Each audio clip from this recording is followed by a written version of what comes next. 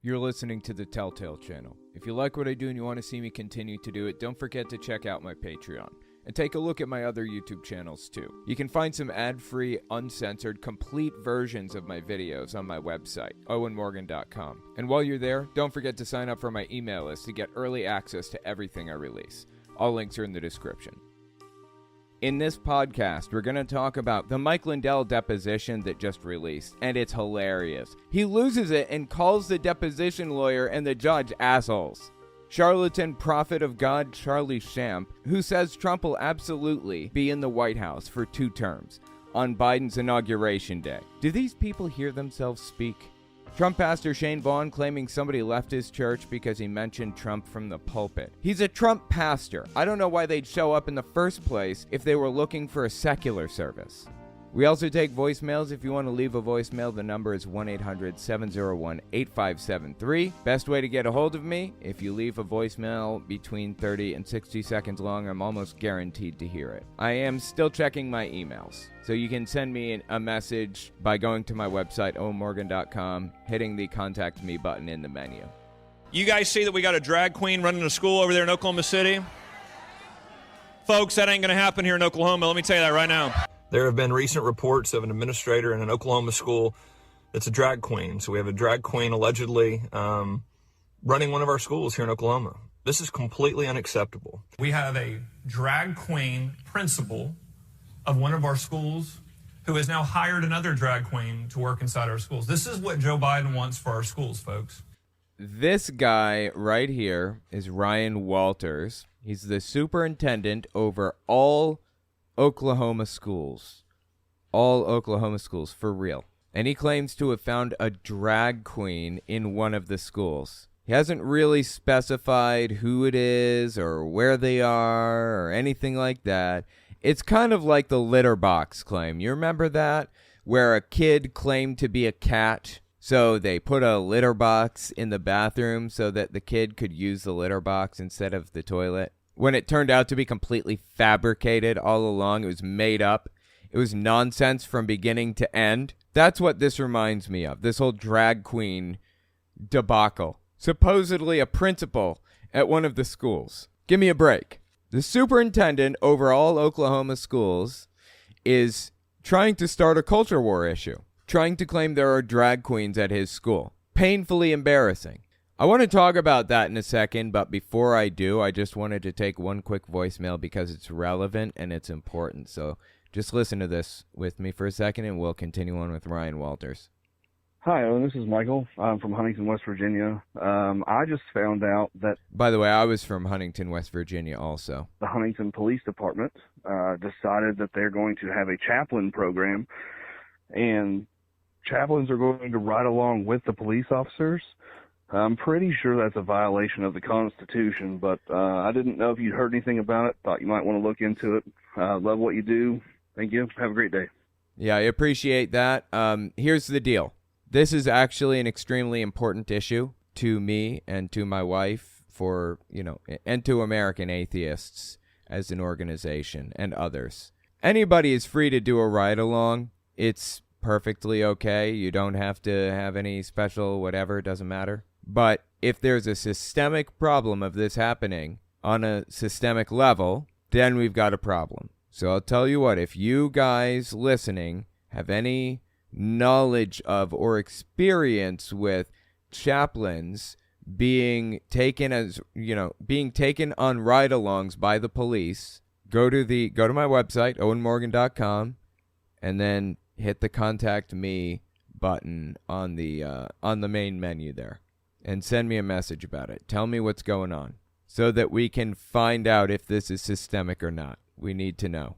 A single example doesn't mean it's systemic necessarily. I'm disappointed to hear that Huntington is doing that, but it does not surprise me in the least bit. If it's a systemic problem, we can attack it. Anyway, let's continue talking about Ryan Walters here. So mid-September 2023, he goes out there on this tour that he's doing, a superintendent of a school district, really. He goes out there on a tour to talk about this alleged drag queen that he found secretly at one of these schools. First of all, I don't care what somebody does on their off time. They're free to be normal human beings to their heart's content. And second, he didn't find a drag queen, okay? It didn't happen. If a drag queen really is at the school, dressing in drag and acting as principals, fulfilling their duties as principal while dressing in drag and giving performances for the students simultaneously, that's a waste of school resources and time. They shouldn't be doing that.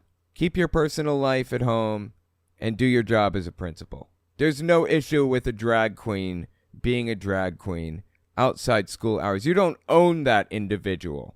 They're not yours to keep and forced to do what you will with them. But listen to what he has to say here, mid-September 2023. I mean, it's a completely made-up claim anyways. I don't know why I'm even entertaining it, but okay.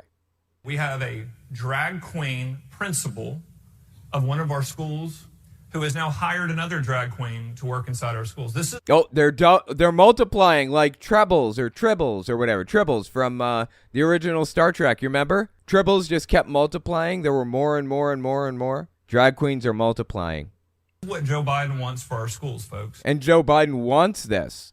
Joe Biden wants drag queens running everything, apparently, in school. This is just ridiculous. Does anybody other than far-right extremists and politicians believe this? Well, I have demanded that that individual be fired. No drag queen should be running a school anywhere in this country, especially in Oklahoma. Look, I don't care what they do on their off time. They shouldn't be doing it on their paid time, I suppose you'd call it, because they have a job to do. They should be doing that job rather than doing whatever it is they do. But okay, whatever. I mean, he has the right to fire anybody that he wants. I seriously, deeply doubt that he found a drag queen. And on top of that, I doubt that he found a drag queen that hired a drag queen to do whatever it is the drag queens do, or whatever it is he imagines they do. People clapping for this. The Supreme Court has been wrong.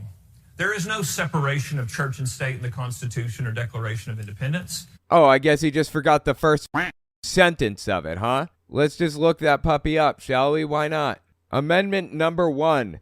Congress shall make no law respecting an establishment of religion or prohibiting the free exercise thereof, or abridging the freedom of speech or the press or the blah, blah, blah. Huh. Weird. Congress shall make no law respecting an establishment of religion, i.e., no religion will have any special privileges over any others.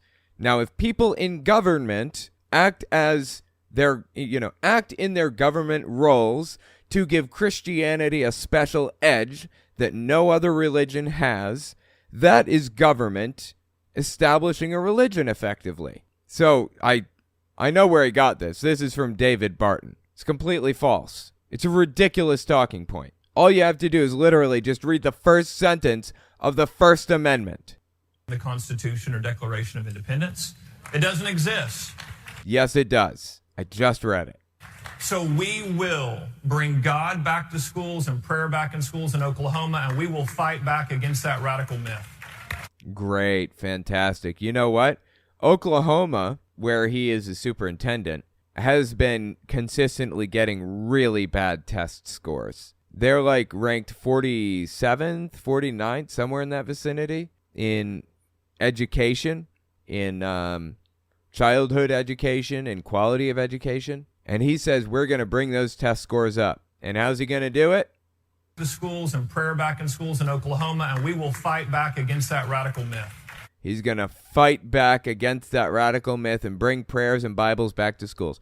Okay, I'll tell you what, when you find out that that failed, something that people found out 1,000 years ago, basing your education system on the Bible doesn't work, come back and we'll talk. This guy's a joke, dude. Let's watch each of these individual clips. Mid-September 2023. Folks, let me tell you, what you're seeing today is exactly what President Biden wants for our country. What are we seeing today? You guys see that we got a drag queen running a school over there in Oklahoma City? Again, with the drag queen stuff. No, I didn't. Folks, that ain't going to happen here in Oklahoma. Let me tell you that right now. Well, it literally is, if you are to be believed. I see no reason to believe anything he says. but it's literally happening there if what he says is true. Again, I don't care what people do in their off time. Do whatever you want. This coming from the freedom of speech party, the anti-cancel culture party. What happened to all that? They never cared about any of that stuff. They cared about their culture war nonsense. They cared about using freedom of speech as far as they could and dropping it the moment it wasn't convenient for them. Roaring applause.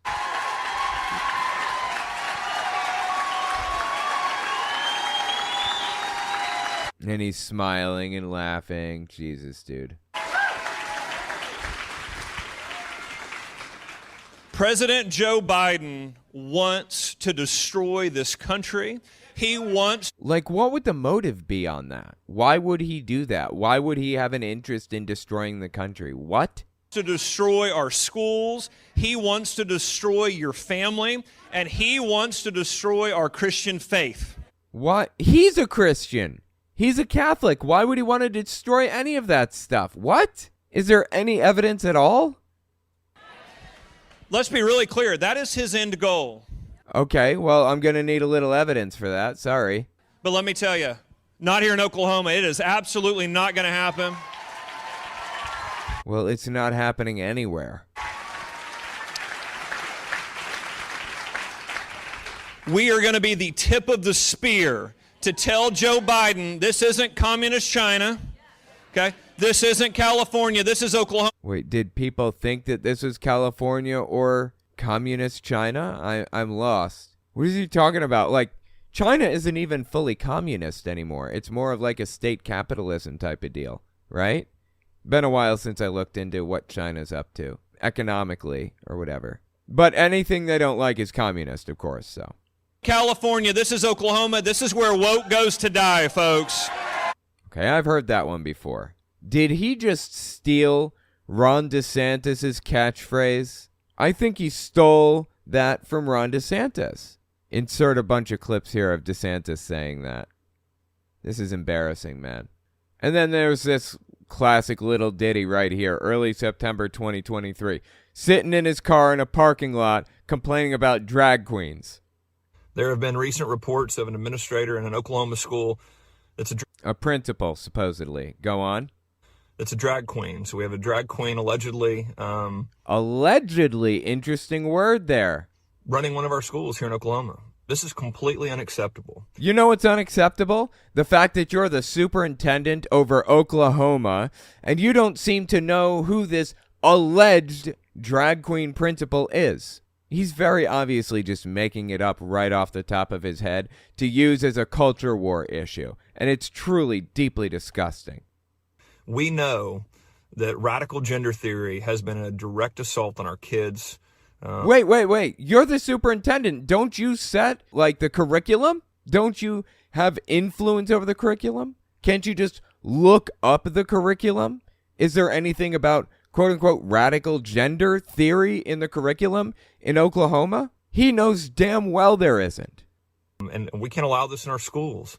Our schools have to do a better job of ensuring their hiring process ensures that their personnel match Oklahoma values. Oklahoma doesn't have values.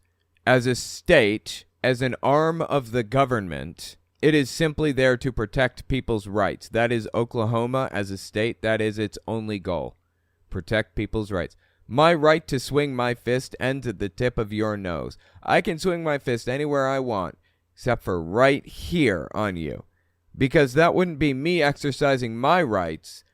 That'd be me violating your rights. Oklahoma is only here to protect people's rights and nothing more. Oh, and by the way, people have the right to be drag queens on their off hours, FYI. No parent wants to send their kid to school knowing that they could be exposed to this radical gender theory.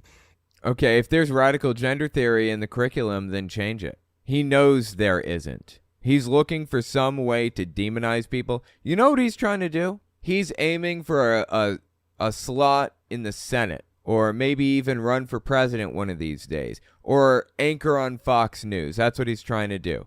Act like an extremist nutcase so that people will pay attention to him. in any capacity. This woke war on our kids has to stop. We will not allow it in Oklahoma. This is the liberal insanity that every parent wants out of the classroom. There is no liberal insanity. There's nothing happening. It's all completely made up. Does this guy know he's full of shit? Is he making this stuff up intentionally, or does he really believe this? I have to wonder. Let me know what you think about it in the comments. Sticky. Oh, and I'm proud of you. I lost a good friend to heroin, and it's amazing that you got through that kind of journey. Good job. You're amazing. Appreciate that. Yeah. It's an uphill battle, man. Heroin it'll do a number on you. A lot of the time when you go to like a high school, you'll find that the high school uses scare tactics. Nancy Reagan started some of these programs. Just Say No, Dare, I think maybe she started Dare, I don't remember. Anyway, the idea is you're not supposed to take drugs under any circumstances, and they're going to show you the end result of taking drugs. Fear tactics, right? Show the end result of a meth head. And it's ugly, it's bad, it's disturbing, that's true. But that's not you.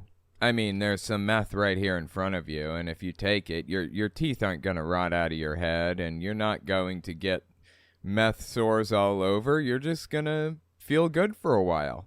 That's it. That's what people are thinking, right? I feel like maybe we're taking the wrong approach. Telling the truth about drugs rather than only giving people the downside is doing more damage than good. There's a receptor in your brain that effectively acts as a lock, right? And certain drugs, like Coke or crack, fit into that lock perfectly, like a key. Meth, heroin does it. You know, there are some receptors for heroin and things like that. They fit that lock like a key perfectly. And that lock just so happens to be the lock that unlocks the feeling of winning the lottery. You feel like you just won $100 million. You feel like everything is perfect in your life. Everything is good. You're happy. There's nothing to be miserable about. Anything can be accomplished. Nothing's insurmountable. That's the type of feeling you get from drugs, hard drugs, Coke and crack and heroin and stuff. I've never done meth before, but I've done Coke and crack and heroin. But you keep coming back to that feeling and you start using it as a coping mechanism. That's the problem. That key keeps getting used on that lock over and over and over again. And this is an analogy, but in reality, the receptor, the lock, the receptor gets used to having that on it. And when it's not there, it starts producing extreme pain, extreme desire to have that again. You'll do literally anything. I mean, literally anything to feel that contentment again. Because all of that content, happiness, joyfulness, just pure enjoyment that you experienced, it's now the exact opposite. As enjoyable an experience as it was when you were high, you now feel a mirror image amount of pain and sadness and depression and difficulty. With heroin, it affects the whole body from the head to the toes. You can feel it wash over you, you know. You can feel everything just kind of calm down, your muscles untense. Everything is fantastic. And when you stop taking the heroin, your muscles tense up. It's miserable. It hurts. It hurts emotionally. It hurts mentally. It hurts physically. You're just like, human brains are not designed to have that lock connected with keys like that. Not that often. Not that way. Not designed to happen. We're not designed to feel that level of anything, no matter what it is. And proportionally, the human brain is not designed to feel that level of pain that comes afterward. Every drug, pretty much, has a downside. to it. It has that flip side. Alcohol has a hangover. Coke and crack have that burning desire to have more. It's not just like, oh, wow, I formed a habit out of this and I need it. It's like you will literally rip someone's chest open to get to it. Heroin has physical pain. Your legs hurt, your shoulders, your muscles, your everything, everywhere hurts a few days later.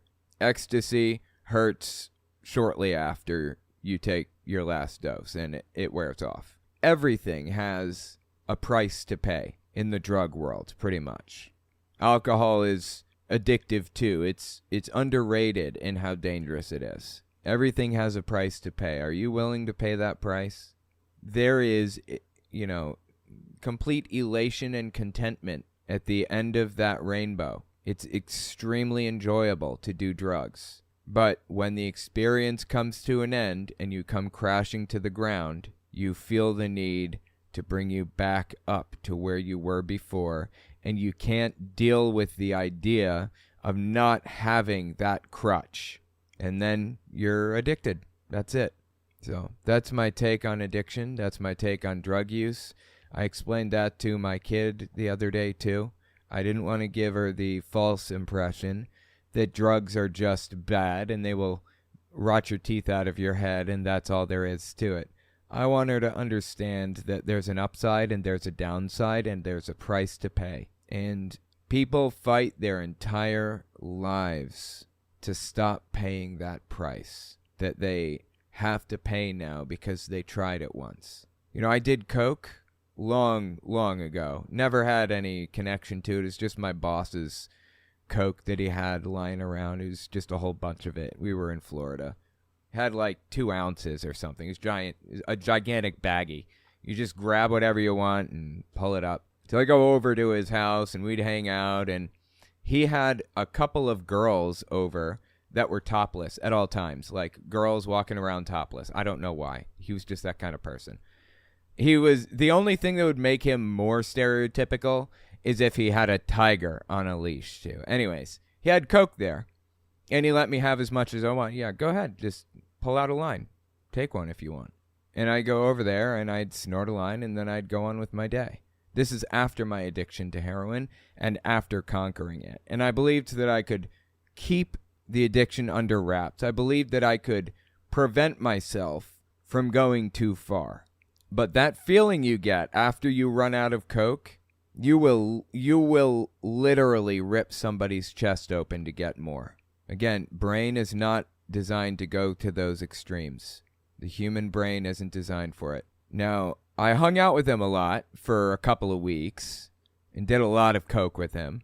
But that was the only time I ever did coke. I didn't do it before that, and I haven't done it since then. But I go downstairs, get off my little elevator there, and I turn the corner, and I can smell it. It smells exactly like coke. I mean, I think it's actually just the drywall that they're working on or whatever. I don't know what it is exactly, but it's certainly not coke down there. I don't know what. It smells just like it. It brings flashbacks, brings that feeling washing back all over again. Once it's in there for good. Do you want to pay that price? Do you want to have that problem for the rest of your life? Do you want to think about that literally until the day you die? There's an upside, there's a downside to everything, but our brains aren't designed for those extremes. Don't do it. Even alcohol, especially alcohol, don't do it, please. You don't realize what you're signing up for. You're making a deal with the devil, for lack of a better term. As Pantera said in their song, Medicine Man, have you ever wondered what heaven's like? He can show you in one night, overwhelming with euphoric lift, to lure you to steal your gift. Have you ever wondered what hell's like? He can take you there, just one taste and you'll be back, and by the high you'll swear. Intoxication seeping down to the bone, and there's no question to where you have to go. I'm telling you, man, drugs, getting into drugs, is the biggest mistake that you will ever make if you go down that path. Please, I'm begging you, please don't.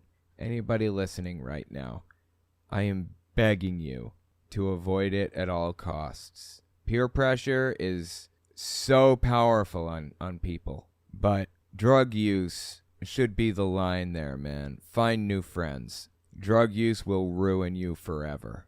Thank you, Sticky, for the super chat. Yeah, it has been a hard journey, but I've made it through. And I'm sorry you lost your friend. But like I said, man, you never know which dose is going to be your last. You never know. I concur from an ex-user. Just don't touch the hard stuff. Don't touch the hard stuff. Don't do it. Your brain's not designed to go to those extremes. When you experience those extremes, you will, the extreme high and the extreme low, you will do some crazy shit to get that high back and to stop that low. Absolutely. That's where you find bank robberies taking place and murders and stuff. Seriously, don't get into it. Even if it's just a friend, even if it's just once, even if it's on the table in front of you. Especially then. Even once is a danger. Don't. I know that there is a culture in Japan of drinking to seal a contract or something like that, right? Isn't drinking like something that you do in a specific situation? I don't remember what it is, but yeah, that's got to be tough. I take naloxone, which is like a medicine that basically prevents me from... It prevents opioids from connecting to the opioid receptors in my brain. So if I took heroin right now, I wouldn't feel it. It wouldn't do anything to me. It'd be like I didn't take anything. Because the naloxone is so powerful, it attaches to the receptors and refuses to let anything else connect to them, basically. And an unintended side effect of that is that alcohol is affected as well. Alcohol just makes me sick. I don't like it. It's just gross. Used to like it back in the day when I was younger. Don't like it anymore. Drake Eldritch. Watched Tammy Faye movie. Seems like Jim Bakker started the prosperity gospel teaching, but must be older than that, right? Maybe just popularized it? Yeah, it is older than him. He did popularize it. He and Pat Robertson worked together closely, I believe, back in the 70s. But prosperity gospel, I did a lot of research on this when I was reading Kenneth Copeland's book on prosperity gospel, justifying it. It's existed since somewhere in the vicinity of the late 1800s. People have been talking about it. I think we even have a name for the guy who came up with it. Okay, this is just on the Wikipedia page. Again, I did a bunch of research on it. I'm just kind of using Wikipedia as like a framework or a guide, a reminder of what I learned when I was doing the research. It says here, according to historian Kate Bowler, the prosperity gospel was formed from the intersection of three different ideologies. Pentecostalism, which is a subset of Protestantism where, they handle snakes and they fall out in the spirit and speak in tongues and all of the other stuff. Or they used to, at the very least. And snake handling's illegal everywhere except West Virginia now in the U.S. So they don't do that anymore. But that's Pentecostalism.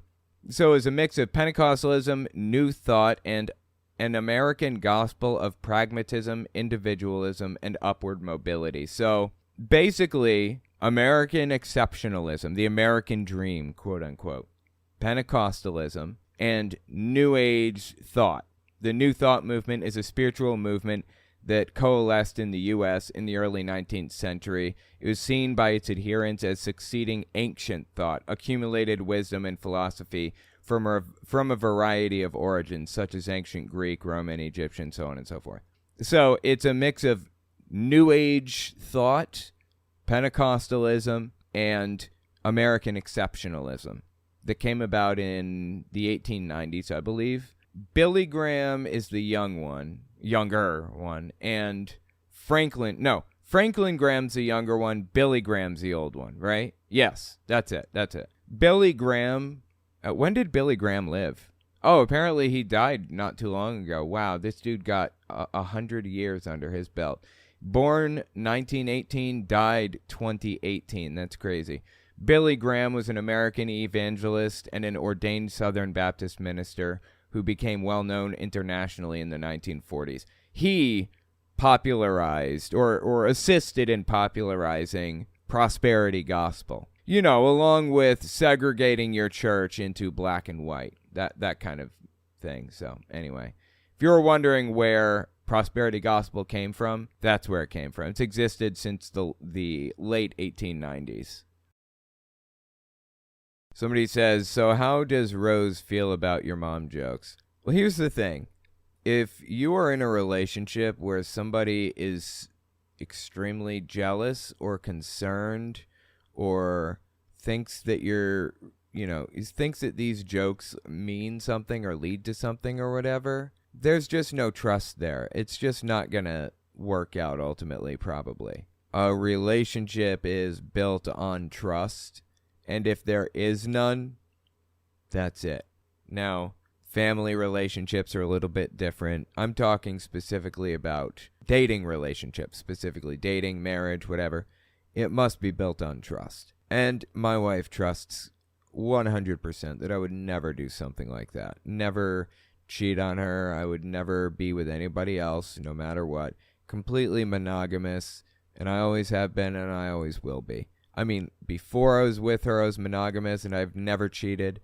And with her, I will never cheat. And she knows that. And I know that about her. So, ultimately, she knows they're just jokes. It's just funny. If somebody gets upset over those jokes, over your mom jokes, there might be an underlying issue there where they think that there's something to the jokes. Next, we're going to talk about the Mike Lindell deposition that just released, and it's hilarious. He loses it and calls the deposition lawyer and the judge assholes. We'll be right back. Don't forget to check out my Patreon, and check out my website and email list for early access to uncensored, ad-free, complete videos. All links are in the description. Okay, and I'm not asking about the lumpy pillow calls. No, they're not lumpy pillows. That's not what they call on. Okay?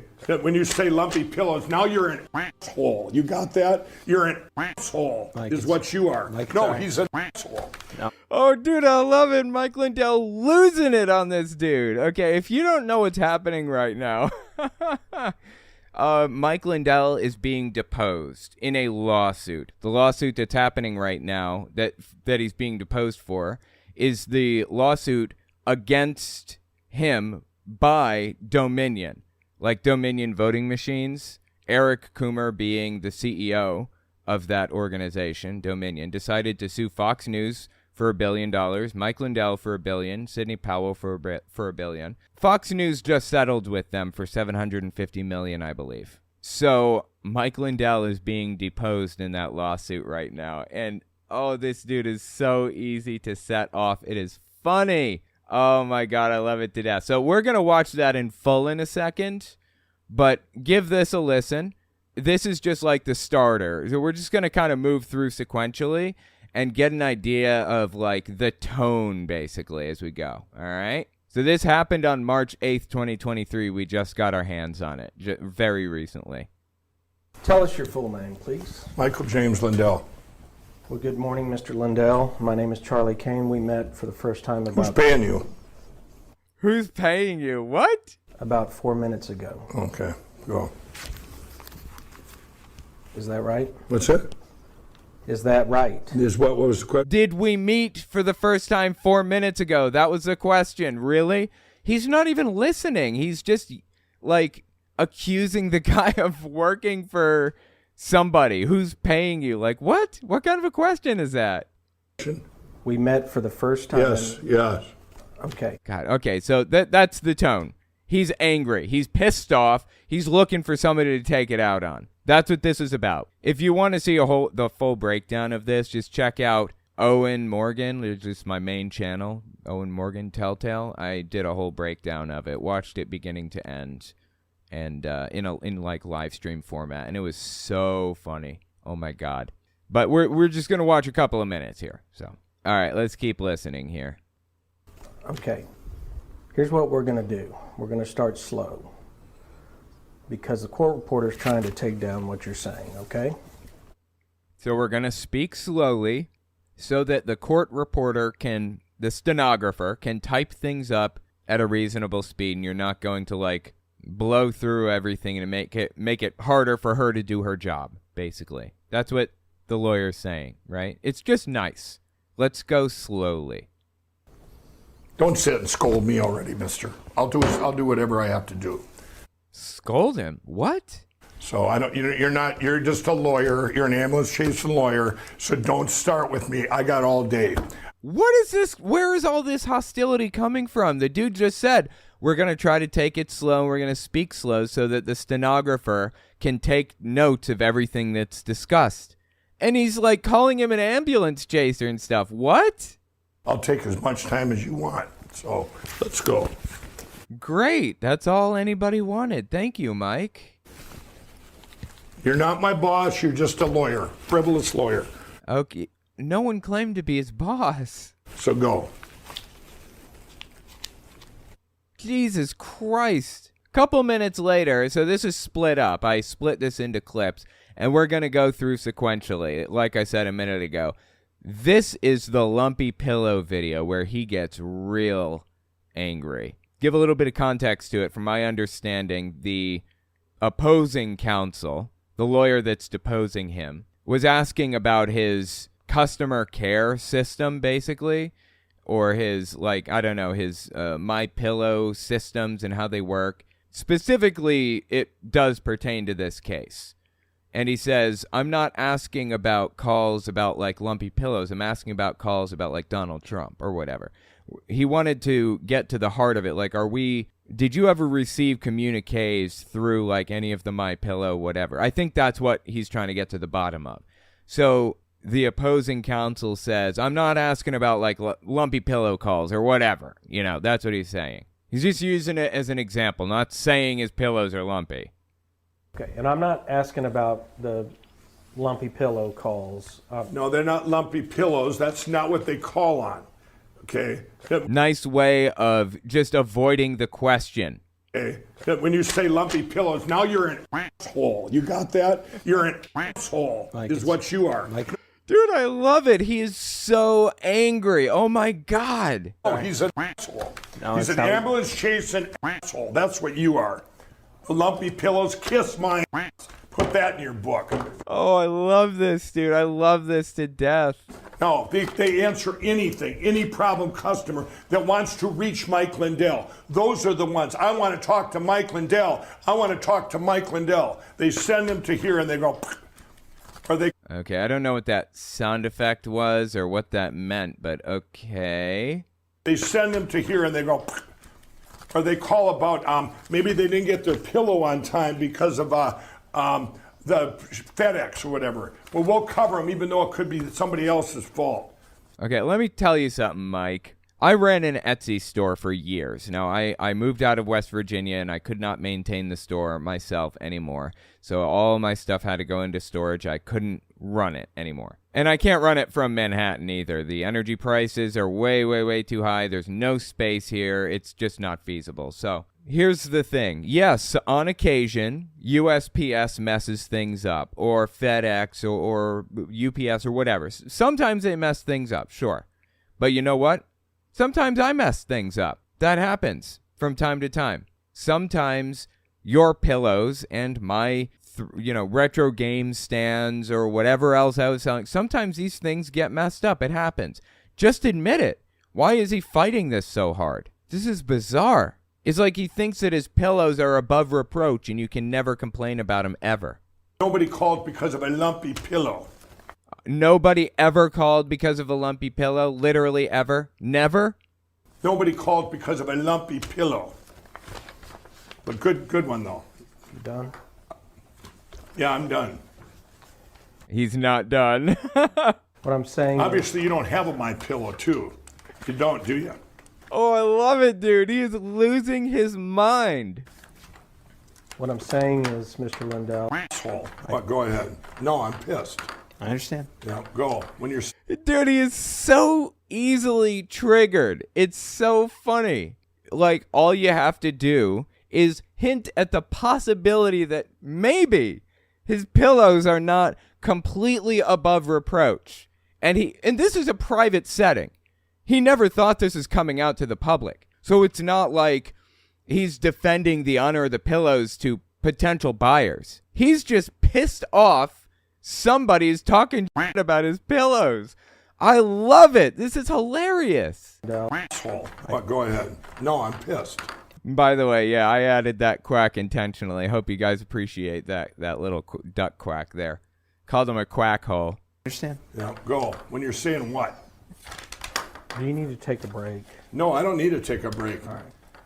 Here's what I'm asking Your you, lumpy pillow question kind of set a nerve. Because obviously, just like your question in here, Mike's, in your little complaint, Mike's frivolous cyber symposium, this whole case is frivolous. You should be ashamed of yourself. But go ahead. Okay, so I think what he's referring to here, that is hilarious, by the way. I love that to death. So the case he's referring to, I believe that it's the Dominion case against him that Fox just settled. You know, Fox settled, I don't know, a year, 2 years, I don't remember how long ago, a while.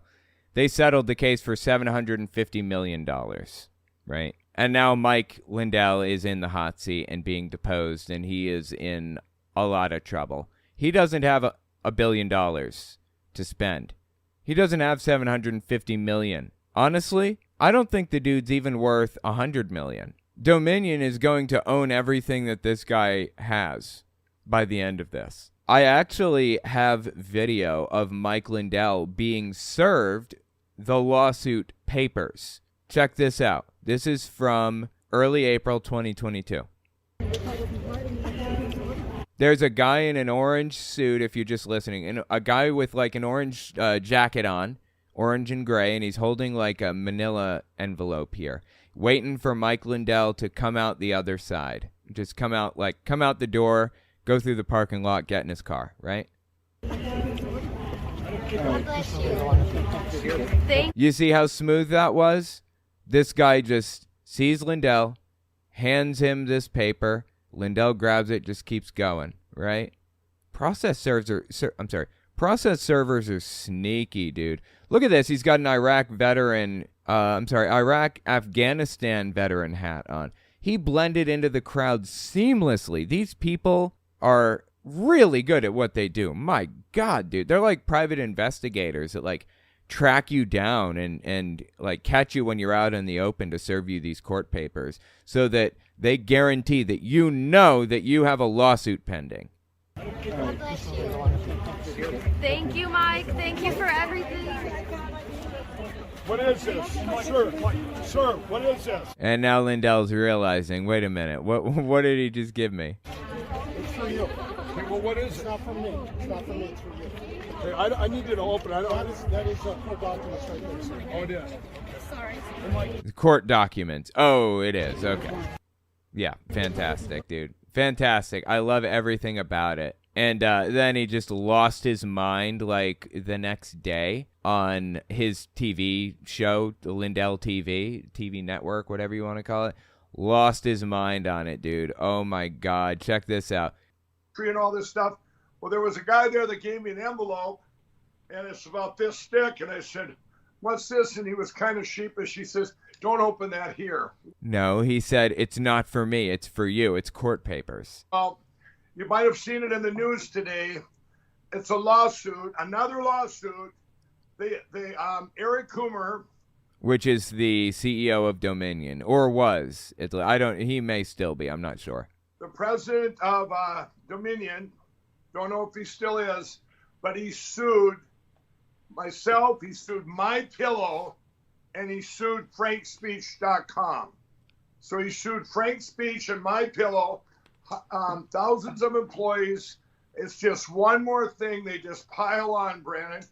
Well, you know what, Mike? I've never worried about being deposed like you're being deposed right here. I've never worried about being sued by Eric Coomer. You know why? Because I've never said anything defamatory about him. I've never said anything defamatory about Dominion. Mike Lindell has been going around for years claiming that Dominion voting systems were in bed with the Hugo Chavez government and all kinds of crazy stuff like that. Is there any surprise, really, that you're going to be served with papers on this? Are you really honestly surprised by that? And he calls the lawyer who served the papers an ambulance chaser lawyer. Why would any lawyer take this case? Because it's a slam dunk, Mike. You made your own bed. Now you get to lie in it. frivolous cyber symposium. This whole case is frivolous. You should be ashamed of yourself. But go ahead. Just ridiculous. He cannot take blame for anything. In his entire life, has he ever taken responsibility or accountability for anything ever? So just a minute later, he continues. Keep listening.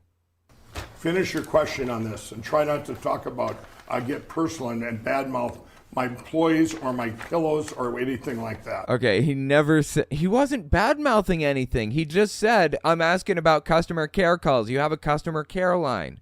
It's important that we suss this out and explain how it works and everything because it's part of the lawsuit. And he said, I'm not talking about the calls about lumpy pillows or anything. Did you get calls about blah? It wasn't like him attacking Mike Lindell. My God, is he sensitive. I've never seen anybody so sensitive about any one subject in my life. Lumpy pillows. That is his trigger, I guess. You ever meet Lindell? Tell him, you see him passing on the street, tell him that you have a My Pillow and it's lumpy. That will set him off, and he won't stop for who knows how long. He'll go home and he'll go walk in circles, wearing holes in the carpet in the shape of a circle, because somebody accused him of having a lumpy pillow. No joke. My employees or my pillows or anything like that. Go ahead. I haven't said a single word about your employees, and I don't own one of your pillows.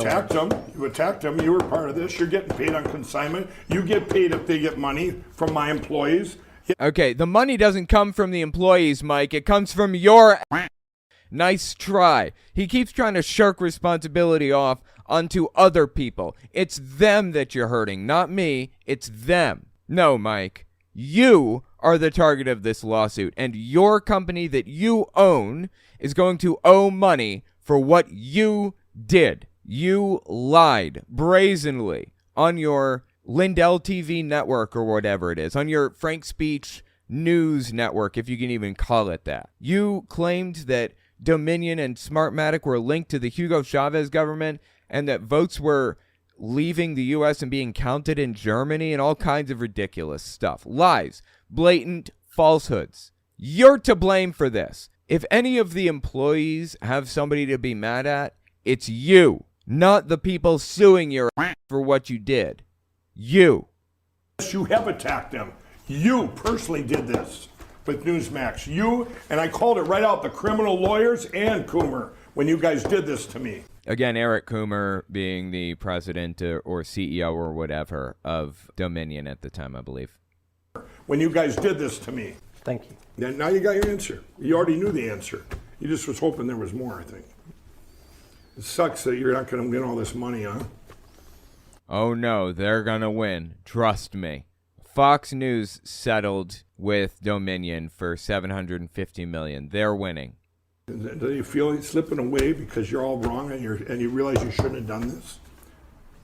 Oh, you know what? One way or another, the case is worth bringing because they defamed Dominion's character. Fox News intentionally, maliciously defamed Dominion voting systems, lied about them knowingly. They knew that this stuff they were saying wasn't true, and they said it anyways. And we know that because we got text messages from Fox News employees saying, this is all bullshit, right? We're all on the same page here. This is all BS. And all of that stuff came out in Discovery. Now they're suing Mike Lindell for the same thing. I don't know if Mike Lindell is a true believer. I get the impression that he probably is. But he did defame Dominion terribly. Hurt their reputation, maybe irreparably. And for that, Dominion deserves to file this billion-dollar lawsuit and get every penny they can out of you, Mike. I'm sorry, man. That's just what it is. Can't go around defaming people like that. Can't go around slandering people. Because you're all wrong and you realize you shouldn't have done this? I'm not sure you understand how you're perceived. You're perceived like a nutcase, Mike.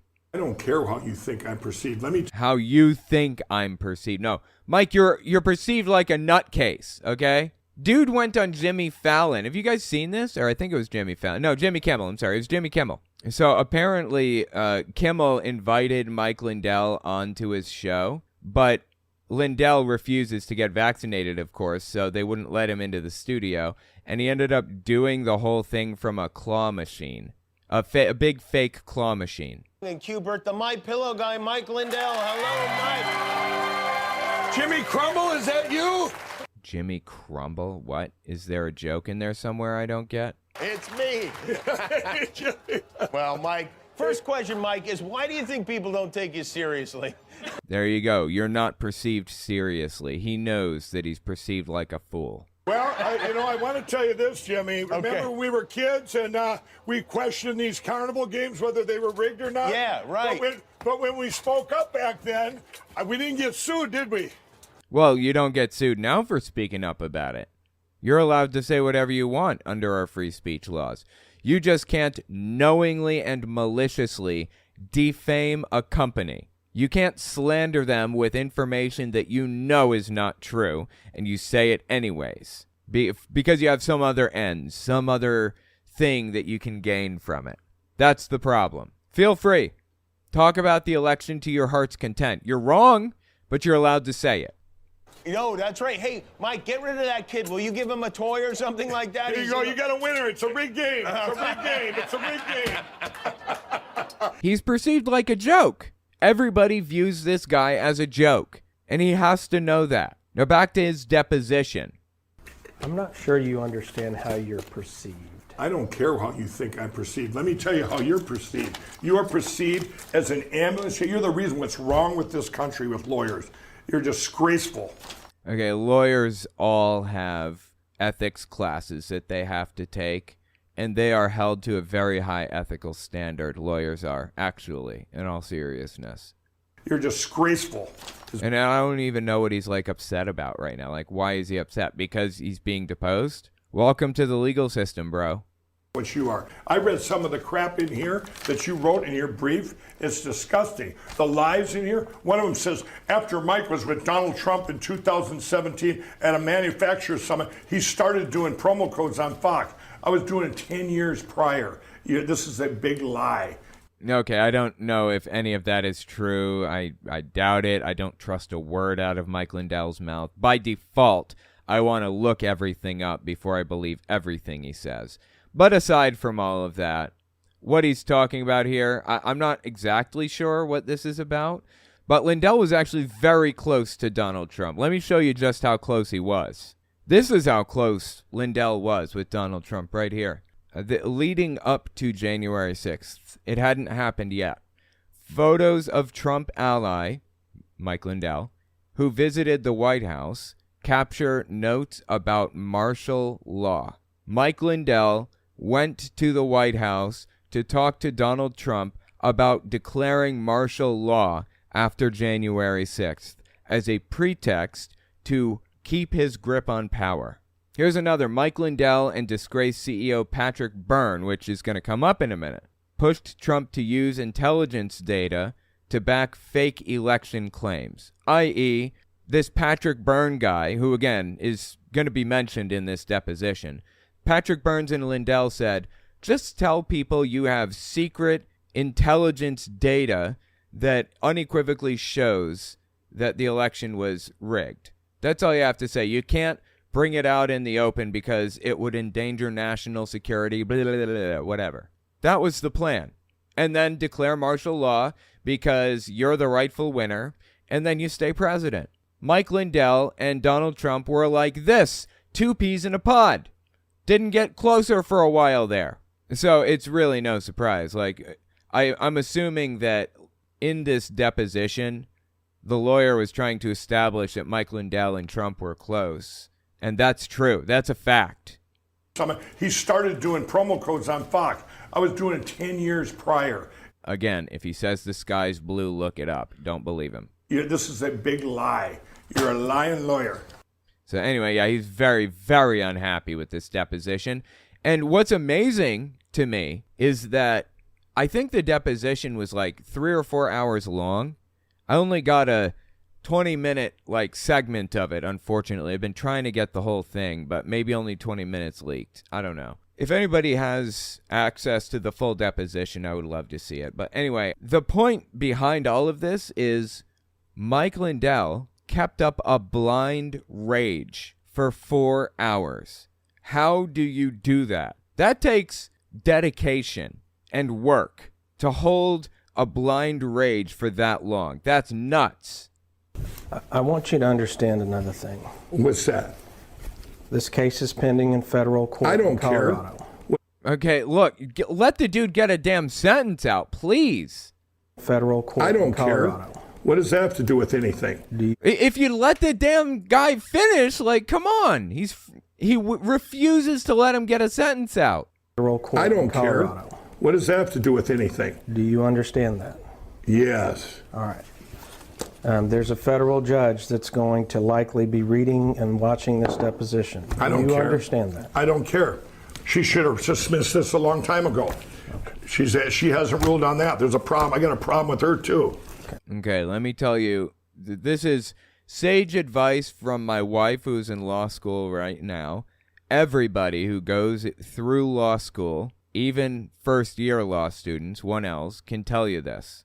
You don't piss off a judge. You don't do it. That's a bad idea. Judges hold so much power, it's absurd. Arguably, judges in our society should not hold as much power as they do. But you better hope that they're the type that likes having their kissed. Judges are disproportionately powerful for their position. And Mike Lindell just basically told her to go herself. Hold on that. There's a problem. I got a problem with her too. Okay. The judge has practice standards on how... No, the judge did not dismiss this case. We put in to get it dismissed, and she ruled an unfair ruling saying, well, go ahead and do discovery and waste all your time while I'm sitting there not doing nothing. That's what that judge is doing. No. From my understanding, again, don't take my word for it. You got to look this stuff up. But it sounds like what happened was the judge rejected Mike Lindell's request to dismiss the case, or do a summary judgment. I'm sorry. Rejected his request for summary judgment, and they moved on to the discovery phase. That's what happened, it seems to me. Again, not a lawyer, don't know for sure. That's just what I'm picking up here. My God, this dude, he doesn't understand anything. Certainly not the legal system. And he's just like digging a grave for himself, digging that grave, digging it up, and dropping the banana peel and putting one foot on it. It's only a matter of time. Your time while I'm sitting there not doing nothing. That's what that judge is doing. So don't tell me what the judge is doing, and you just let me worry about the judge reading this, okay? Oh, the judge saw everything that Mike Lindell said about him. Love it. I want you to understand that. No, you just don't worry about me. You're not out for my benefit, okay? Well, the other lawyer, opposing counsel, understands the seriousness. Again, judges hold a disproportionate amount of power in this situation. They can f*** your life from top to bottom if they want to. And the opposing counsel here knows that and is trying to communicate it to Mike Lindell because he just wants cooperation. Just answer my damn questions. That's it. And answer them slowly so the stenographer can take them down. That's all I'm asking. Mike Lindell can't even handle that. And this is like long before the lumpy pillow stuff. He started out being an asshole. Jesus Christ, dude. He's out for my benefit, not you. So you can don't worry if I say something that offends the judge, okay? You just let me worry about that. You got that? Yeah, I got it. Okay, good. Keep going. Okay. The reason I bring that up, sir, is if the judge is not pleased with your conduct in this deposition, there may be penalties associated Okay, good. with that. You tell her, you go ahead, and you thank you for that you're worrying about old Mike. You're really, that's great. It seems like you bring a frivolous case up. You really have my back. Go ahead. Well, that's actually the best advice he could have possibly given Mike. Shut the f*** up, sit down, just answer the questions calmly, and don't be a fool because, again, judges hold disproportionate amounts of power in these situations. They can ruin your life in an instant if they don't like the look you gave them. They have way more power than they should. And Mike Lindell is making it clear that he doesn't like this judge at all. Never piss off a judge. Keep going. That judge, you put this in the record, that judge, it's a big problem I got. If someone didn't have the money or time to sit through this garbage, when I put into her summary judgment last summer and she hasn't ruled on it. There you go, summary judgment. Just talked to my wife who is in law school, and she says that basically a summary judgment is where the judge makes a decision on the case without it having to go to trial. A dismissal is a little bit different, where they don't have enough evidence or whatever, so they dismiss the case, and I think they can bring it if new evidence is introduced. Not even necessarily not enough evidence in the dismissal case, just like it's not even a valid argument or a valid complaint or whatever.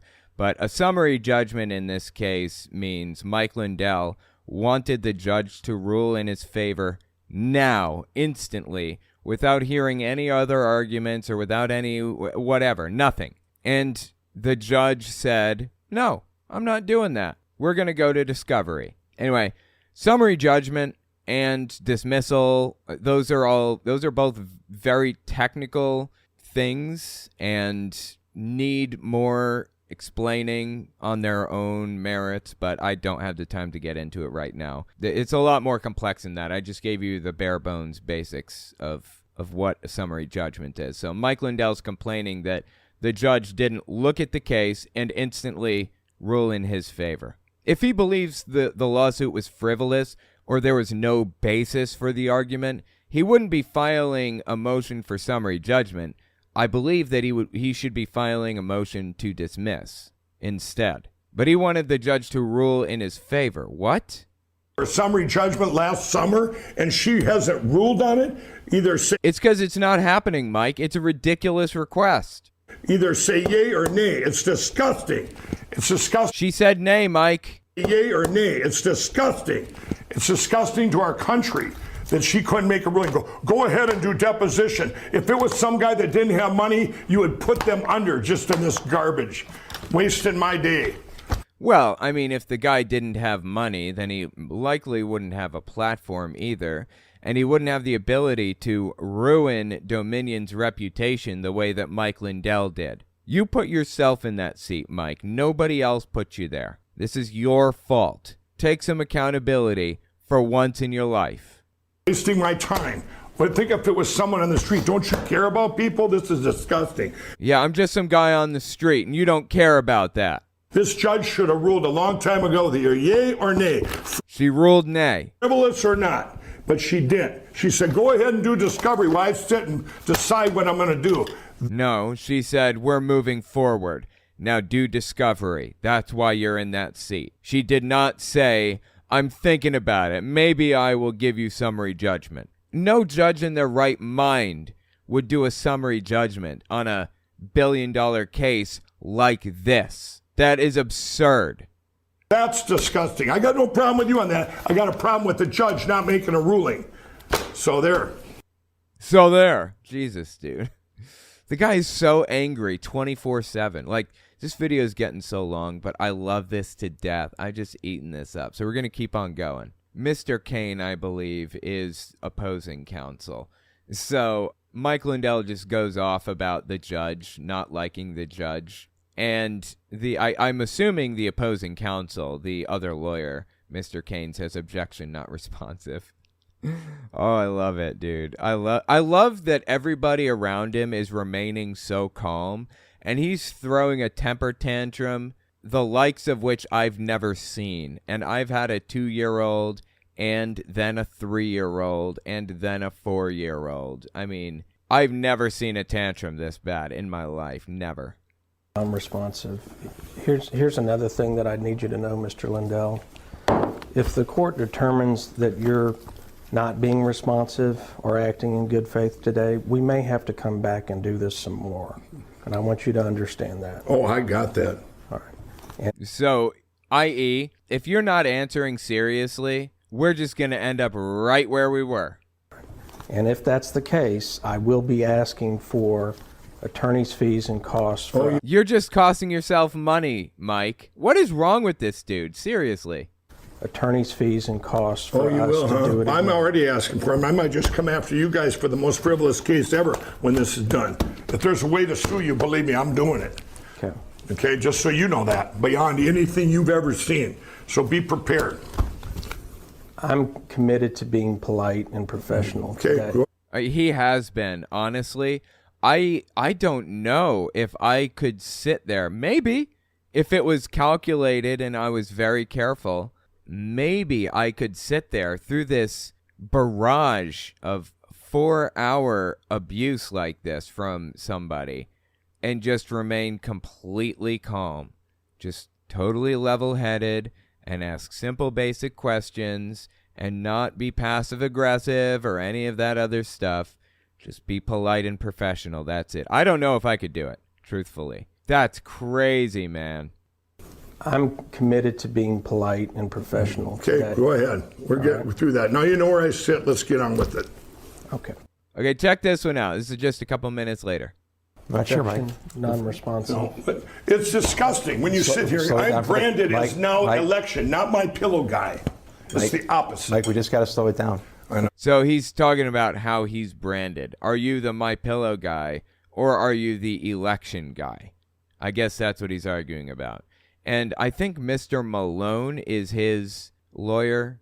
I'm not really sure like what the dynamic is here, but if he had a lawyer worth anything, the lawyer would have told him to shut your mouth and sit there and give them as little information as humanly possible while answering their questions in full. That's probably what the lawyer would have said. Instead, Mike comes here and throws a fit. You know, one time Mike Lindell told this story. You know, Mike Lindell's a crackhead at one point. Mad respect, in all seriousness. I was a heroin addict. Really.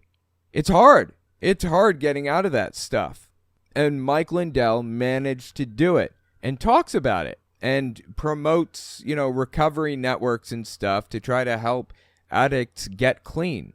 Of course, his recovery networks are religious and insane, and you have to accept Jesus to be a part of it. But he's got a crazy story. Mike Lindell has a crazy story to tell. Instead of telling us the real story, a while back, he told a story at Greg Locke's church about his journey out of drug addiction, and it went like this. In Minneapolis, which is a pretty big city in Minnesota, Mike Lindell was a crack addict, and there were 4 main people that ran all of the drugs in and out of Minneapolis, all of them. And, you know, they were basically like top level dealers, pretty much. And one day, all 4 of those dealers come into his house and meet him there. He walks in and he sees him standing there, all 4 of the top level dealers, and they say, Mike, we think you're ruining your life with this stuff. We need you. We want you to get better.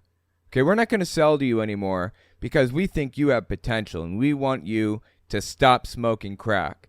So we have all told our lieutenants and our foot soldiers, don't sell anything to Mike Lindell because you need to get your life together. Really. I'm not joking. That's the story he told. He's got an incredible story. Unfortunately, I don't know what it is because he never manages to tell the truth about it. The dude lies about almost everything 24/7. It's just insane to me that he would say something like that. Have you ever in your life met a drug dealer that cut somebody off because they were doing damage to their own lives? Ever. That doesn't happen, okay? Ex-heroin addict right here. That doesn't happen. In fact, the more addicted you are, the better it is for them because the more product they'll move. Tell us the real story. Why is it that you have to lie about everything? It's insane.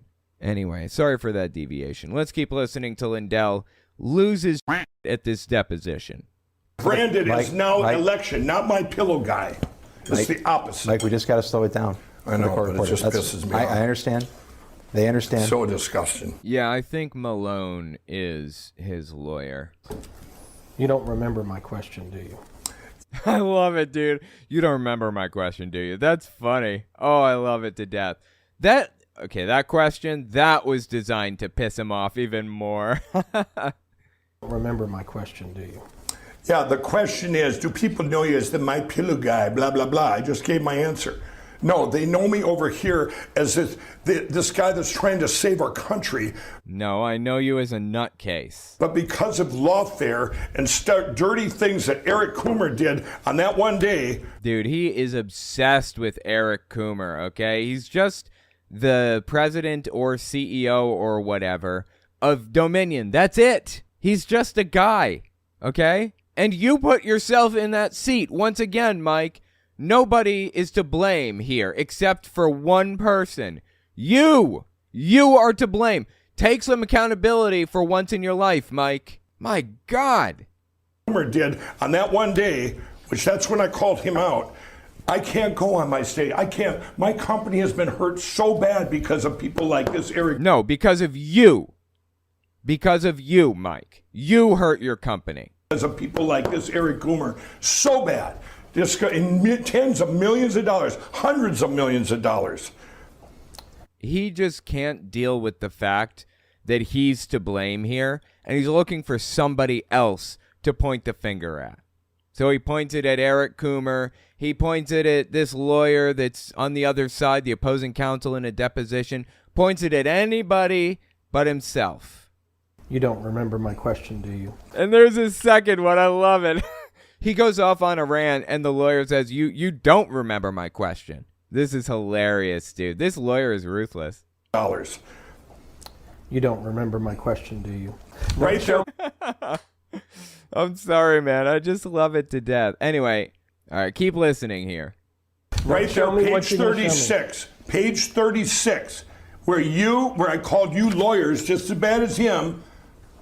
I called you guys criminals. You did? Yeah, using the company My Pillow to make that statement, right? Yeah, he used his platform. That's what they were establishing, basically. Used his platform as the My Pillow guy. He used My Pillow facilities to make these claims and everything. Thus, the lawsuit against My Pillow is valid. That's what they're trying to establish, I guess. After the lawsuit, Mr. Twister, after I was sued, everything in here in your little lawsuit, other than that one little paragraph, everything I said came after he sued me. Dude, he is so mad. This dude needs to take a chill pill so bad. It's ridiculous. I've never seen somebody who needs to take a chill pill to this degree. You know, there's this type of chill pill. Yeah, here it is. It's called Fuckatol. Fuckatol. This is 1,000 milligrams of Fuckatol. You need to take one of these, Mike. I'm telling you. Take one, chill out, and stop being so angry 24/7. Honestly, how does a dude keep up a blind rage for 4 hours like that? Oh, I love it to death, dude. All right, we've been going for a while, but I want to see the rest of this. So in this one, I think the lawyer is just messing with him, and he asks why he called him an ambulance chaser. If you don't know the term ambulance chaser, it's a term used a lot in the industry for a lawyer who is just looking for people to create a class action lawsuit or looking for somebody to sue, basically, because, they get paid from it and blah, blah, blah. Ambulance chaser. They'll chase the ambulance, they'll talk to the person who was hurt, and they'll find out who is at fault, and they'll sue them. Those people have their place in society, I suppose, but this isn't an ambulance chaser type of situation. This is like a $1 billion lawsuit type of situation where you slandered a voting company. So let me finish my question, okay? Yes. I tend to be a slow talker. He's not going to let him finish his question, is he? Good for you. I'm from Texas originally. Good for you. I got all day. We'll make a week of this. How about that? Go ahead. Probably up to your lawyer, but I'm happy to stay as long as you'd like. Just keep going. All right. Why'd you call me an ambulance chaser? What? You called him an ambulance chaser at the beginning. Oh, I love this. Why did you call me an ambulance chaser? Because you are. This is a frivolous case, and if you're representing this guy and you've read this case, you are a disgusting lawyer. Period. That's my right to say. You want to? Oh my God, this is ridiculous. Yeah, it's your right to say, Mike. We're just asking a question, okay? We want to know why you said that. Why'd you call him an ambulance chaser, Mike? Oh my God, this is ridiculous and embarrassing. The sad part is This stuff happened in private. Mike Lindell acted like this privately, behind closed doors. This is not a public persona. This isn't like he's, virtue signaling, I'm going to take down these evil lawyers type of deal. No, this is just who Mike Lindell is, seemingly. When somebody shows you who they are, who they really are, believe them. That's my right to say. You want to sue me too, Mr. Ambulance Chaser? Are you working on contingency or consignment with the guy? What are you? No, I can't believe anybody would take this. This is absolutely disgusting. It's a disgrace to our country. It's a disgrace to you. It's not frivolous, actually, the lawsuit against Mike Lindell by Dominion. I'll tell you why in a second. Anything else? No, that's it. You asked me the question. I answered it. All right. So, anyways, yeah, Mike Lindell just losing his mind at this deposition. I eat this up, dude. It gives me sustenance. I love it. So funny. Do you know what ended the Fox News lawsuit? Dominion v. Fox News or whatever? The thing that, in my personal opinion, really put the last nail in the coffin and made Fox News settle for $750 million was the fact that they had internal communications.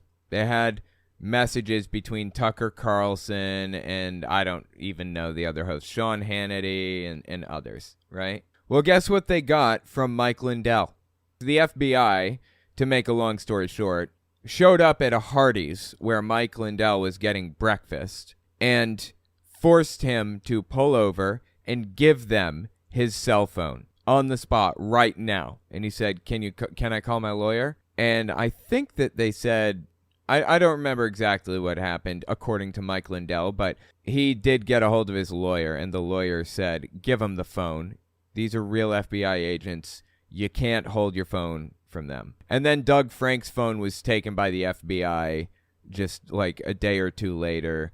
So all of this stuff is all public. Like, we have this stuff. Well, it's not public, but it's in the state's possession. So all they have to do is subpoena the FBI to hand over documents that they got off of Mike Lindell's phone because they're entitled to that information. I suspect that's probably how it works. Now, I don't know for sure. Again, take this with a grain of salt, all of it. Don't believe anything I say without looking it up directly yourself.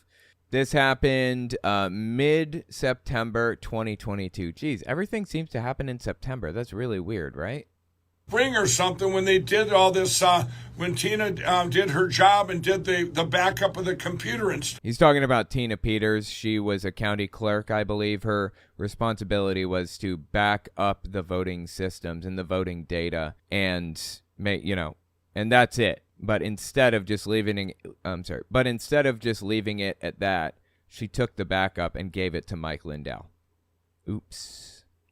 Anyway, keep listening here. So Tina Peters did her job and backed it up. Yeah, and then she gave it to you, Mike. You know this.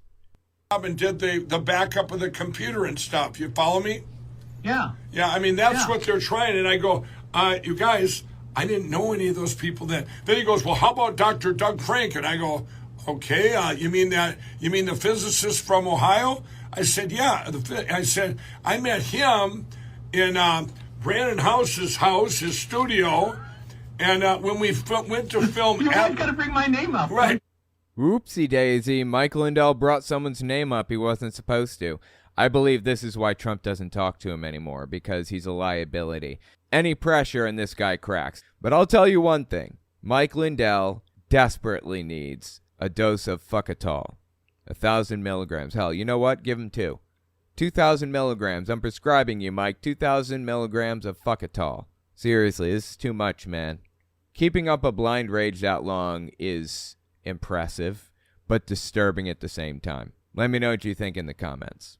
Joni Cummings, Mike needs meds, I swear, and he needs to learn to be quiet. Yeah, absolutely. Well, the scary thing is, what Mike Lindell does and believes and all of that is indistinguishable from mental illness, right? But medicine will not fix brainwashing. This is the result of brainwashing, not mental illness. It can't be fixed by giving them a medicine, which makes it that much scarier, honestly, in my opinion.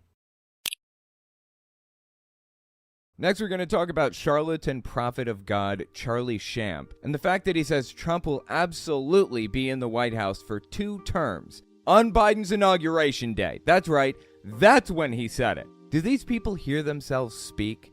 We'll be right back. Don't forget to check out my Patreon and check out my website and email list for early access to uncensored, ad-free, complete videos. All links are in the description. I'll even go as far as to say this. President Trump will have a second term. He will be in the White House for 2 terms. He will be in the White House for 2 terms. This is supposed prophet of God, Charlie Shamp. Charlie Shamp, what a name, right?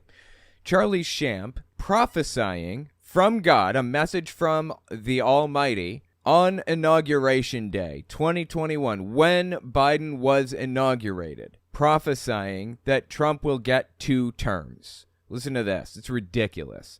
I'll explain the theology behind it in a second, too. Do you then, based on these, absolutely believe that President Trump is still intended to be reelected by God? Because Biden just got inaugurated, got sworn in. If we pray. If we pray, he says. Yeah, prayer is going to solve it, definitely. Yeah, go ahead. Go ahead. Solve it by praying. 100%. Without a shadow of a doubt.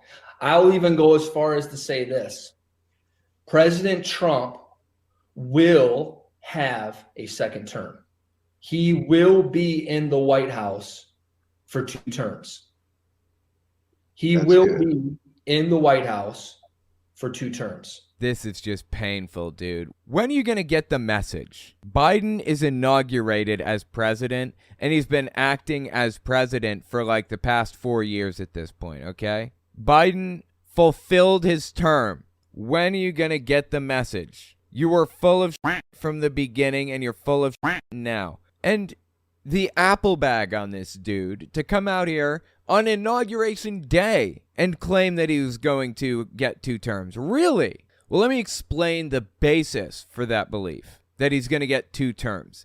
It's from a prophecy by Kim Clement, prophecy, quote unquote. They call it a prophecy, when in reality, it wasn't. I'm going to let you listen to it in a second. But there's a real prophetic movement behind Donald Trump right now. There are real pastors who really do believe Trump to be the Messiah. And I want to explain, at least partially, why they believe that.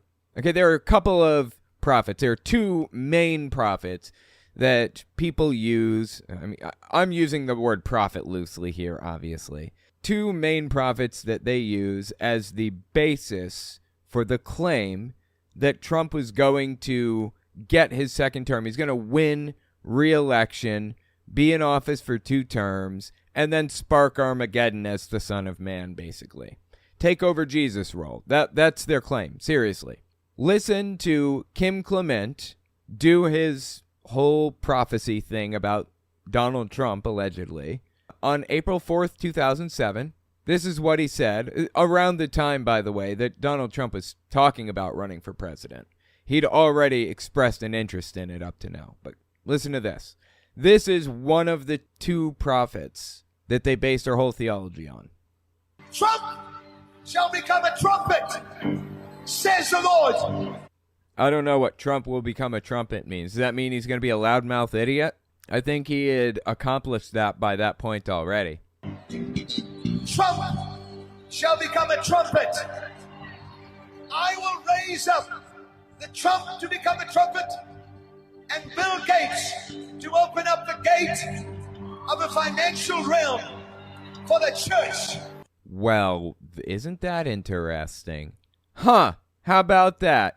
So here are the prophecies that Kim Clement gave to us. Again, the basis for the claim that Donald Trump is the chosen one that's supposed to lead us into Armageddon and fight the war against whatever. Here's one of the prophecies.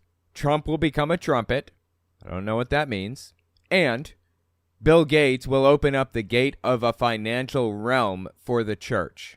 Okay, well, I don't know what Trump becoming a trumpet even looks like. But Bill Gates opening the financial realm for the church, that absolutely did not happen. I don't even know what that means. Keep listening here, because, there are more.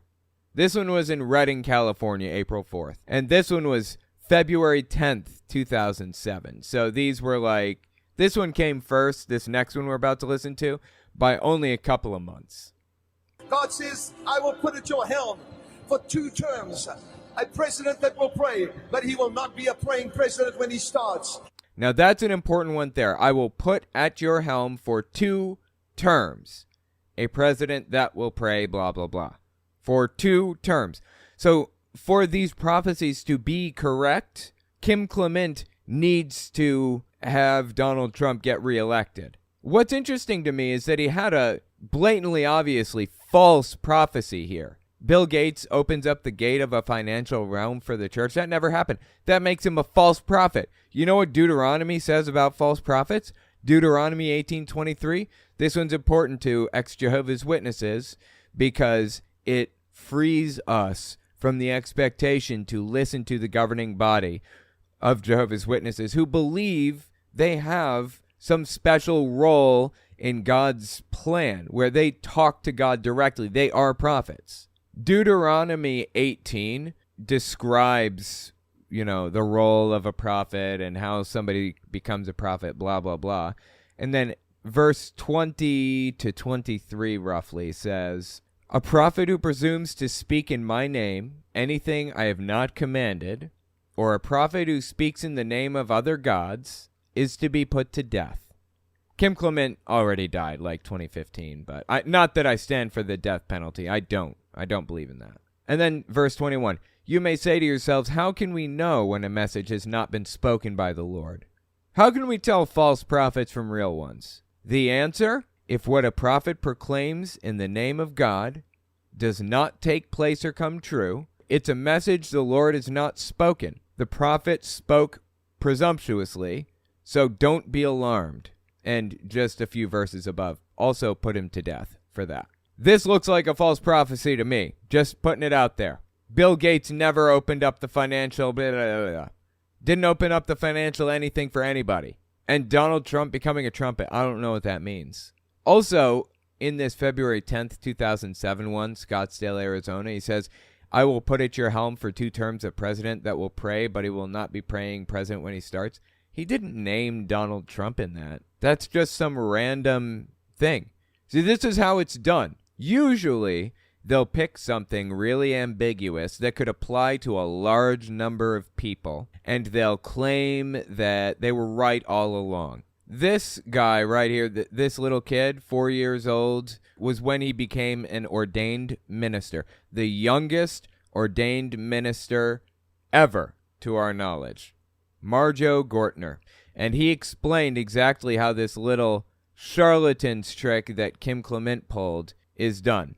Listen to what he says here. By the way, he's an ex-televangelist type of guy who knows all the tricks and we get all the money from all the people, Like he went to a joke store one time, Marjo did, the guy on screen here, and he got some invisible ink that shows up when you sweat.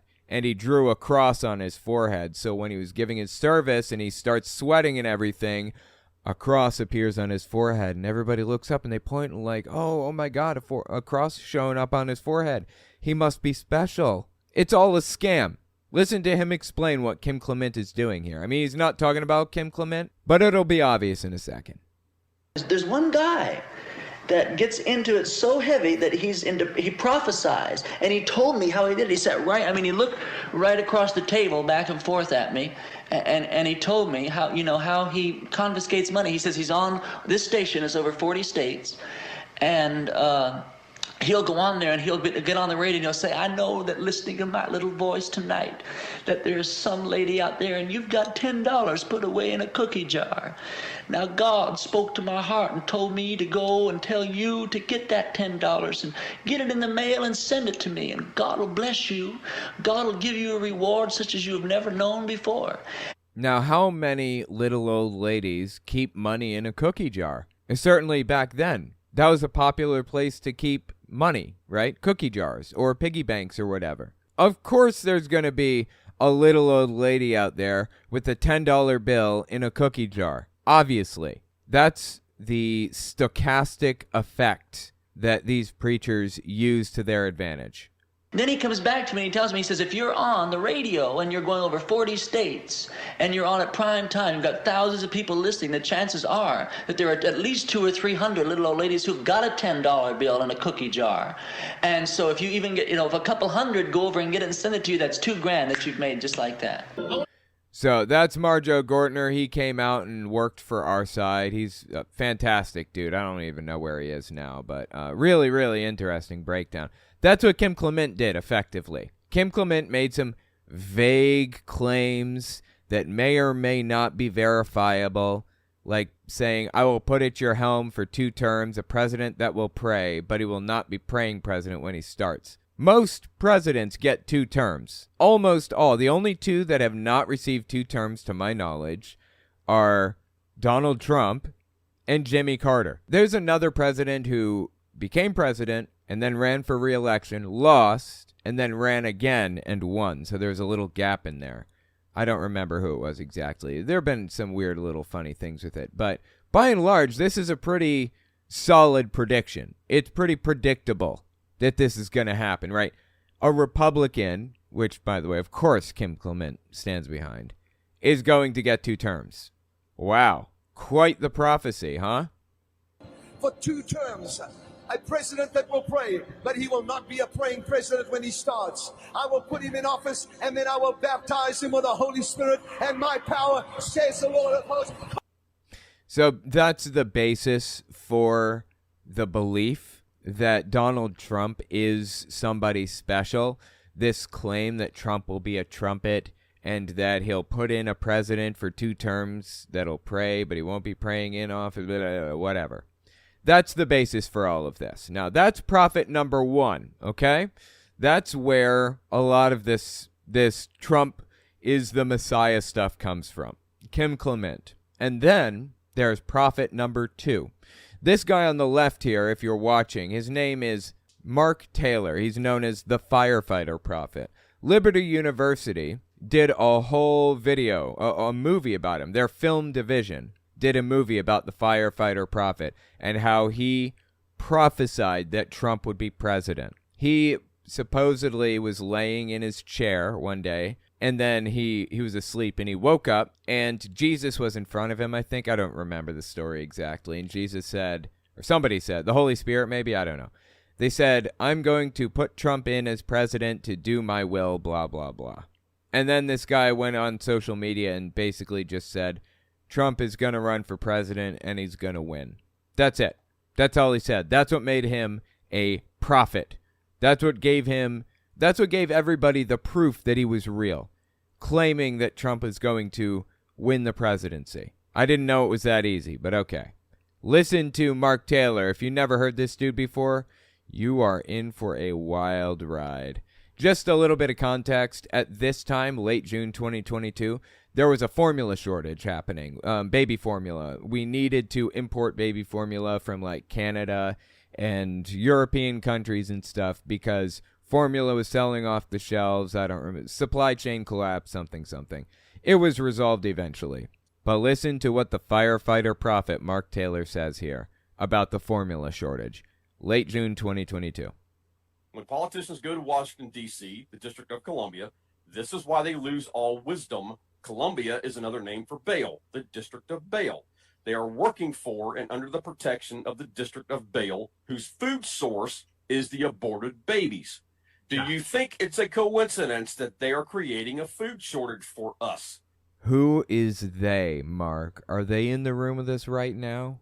He says that babies are a food source for left-wingers, I guess? People on the left? We eat them like they're popcorn, just pop, pop, pop, apparently. And we're upset that they stopped abortion, they being the Republicans, stopped abortion from happening in the United States. So we are causing a formula shortage for them. What? This is bizarre on so many levels. Did they know ahead of time that we were going after Roe versus Wade? They are going after our food sources because we are going after theirs. Beautiful. Which is the babies. The babies. Do you think it's also tied into this baby formula shortage? Because it's so ironic that we're talking about what you just said. Food source. And the food source of babies is now being cut off. It's almost like the devil is trying to starve the babies that are living to death because the aborted issue is about to be cut off very soon. That is psychotic. For real. What is wrong with these two people? Again, one of the proofs that Donald Trump is the Messiah. Dude on the left. Mark Taylor. Check this one out. Here's another one. This one made him popular. Oh boy. This one came out the day after or the day of the election. It was November 4th, 2020. I don't remember which. Listen to this one from Mark Taylor. Why do you think Trump calls these guys names all the time? Because you're not dealing with humans most of the time. You're dealing with entities. You're dealing with beings. Some of them aren't human, but you're... I guess so when he makes fun of crooked Hillary or crooked Joe Biden, he's using those nicknames because he knows that they're demons in human skin, I guess. Dealing with beings right. That inhabit a body, you know what I mean? And it's like, this is why he has no problems doing that. You know what I mean? You had a list of pastors out there that was made headlines that was supporting Biden. They were pro-life pastors. We disagree on the pro-life or the pro-choice thing, but we're supporting Biden.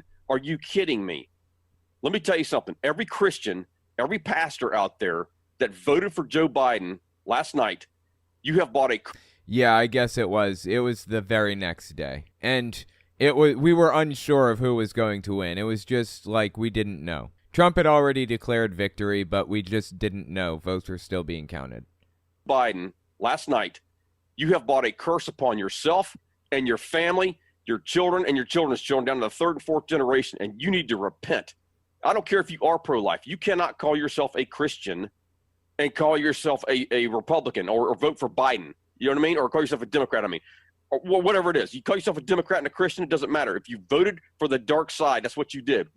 The dark side, of course, being the side that he's not on. Implementing the dark agenda, Satan's agenda, the kingdom of darkness. You are not supporting the kingdom of God. And if you cannot see that, if you do not repent, judgment will fall upon you, I believe, and your family and your children's children down to the third and fourth generation.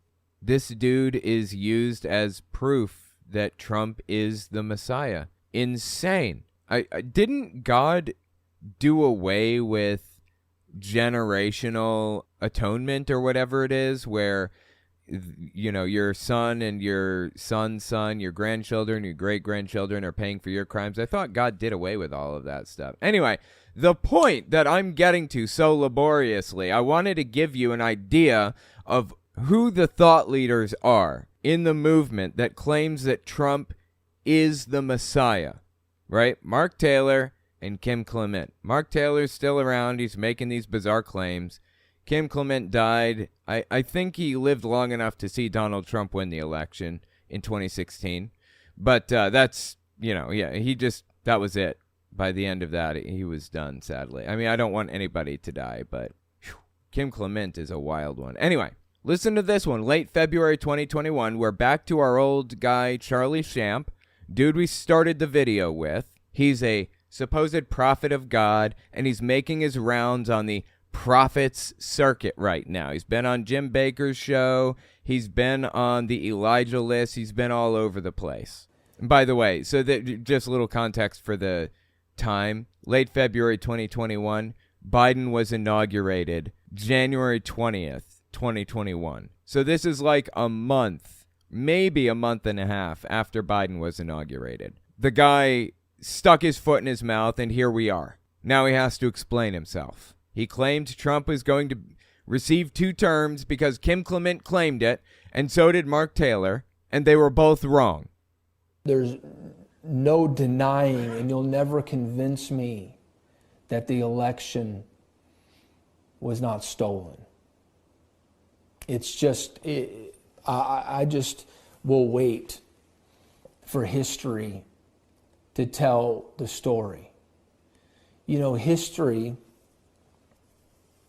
always vindicates the prophetic. Are we living in the same reality? History vindicates the prophetic?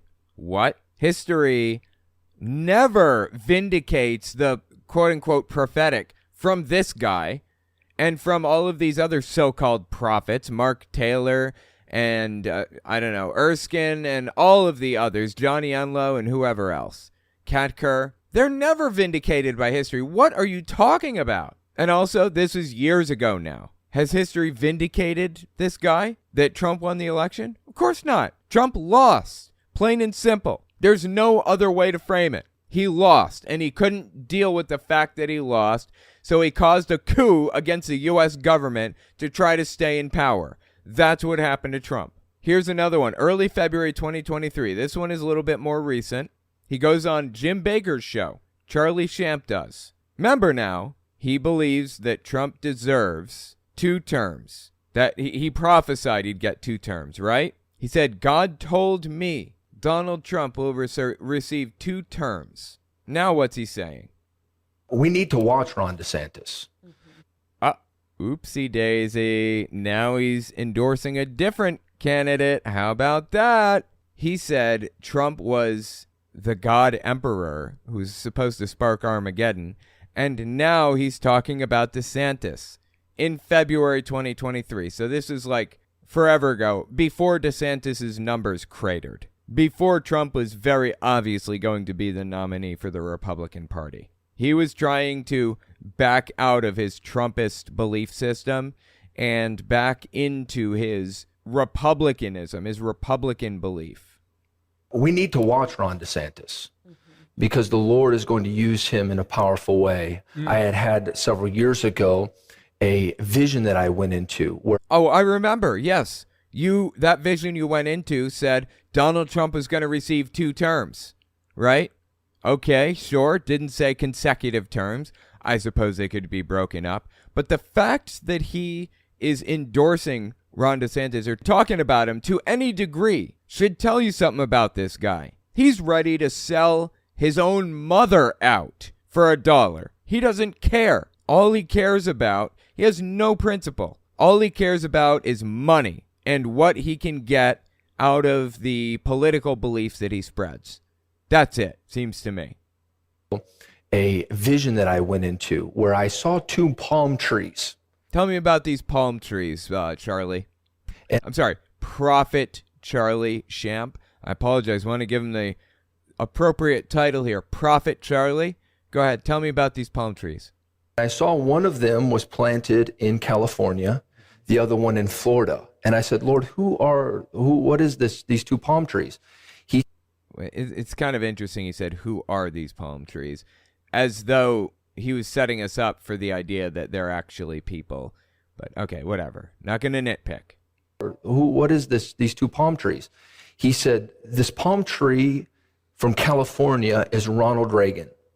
This palm tree that is in Florida is Ron DeSantis. He said, Ron DeSantis or Ronald DeSantis. Ronald Reagan, Ronald DeSantis, okay. Is the second, has an anointing similar to Ronald Reagan. And I saw... Oopsie daisies. Dude just picked a whole bouquet of them. Gotta love it. I love it when they pick those oopsie daisies. That's just so ridiculous, dude. Honestly. It feels like 5 minutes ago he's talking about how much he loved Trump and how he's got an anointing. And now he's going to bring about Armageddon because he's the Messiah. And now he's telling us DeSantis is actually the guy with the anointing. I wonder if he's flip-flopped back to Trump now. Ronald Reagan, and I saw Ron DeSantis as a tree of righteousness, that palm tree. And I saw it uprooted from Florida and brought to Washington, D.C. Totally. I bet you saw this vision. Absolutely. Believe you without question. God's given you visions. Sure. And planted in Washington, D.C. And as the storms came, he was not moved. That's right. So as the storms came, I guess Ron DeSantis wasn't moved. This is just painfully ridiculous, right? Is it just me? How does anybody believe these people? That's right. There's something about Ron DeSantis that we need to begin to pray for, we need to begin to look at, because his ultimate future is to have a position in the United States as the president and be planted in Washington, D.C., and he would be like a Ronald Reagan. Yeah. Wow, he gave up on Trump so quickly. It was like nearly instantaneous. Bizarre. I wonder if this bouquet of flowers here are the oopsie daisies that he picked right outside the studio. Do you think he picked these oopsie daisies outside the studio? They've got a ton of them there. I know that much. And also, what's with this guy's beard? I'm not trying to like insult the guy. It's just odd, right? There's something not quite right about it. Like, I don't know, like it's drawn on with marker or something.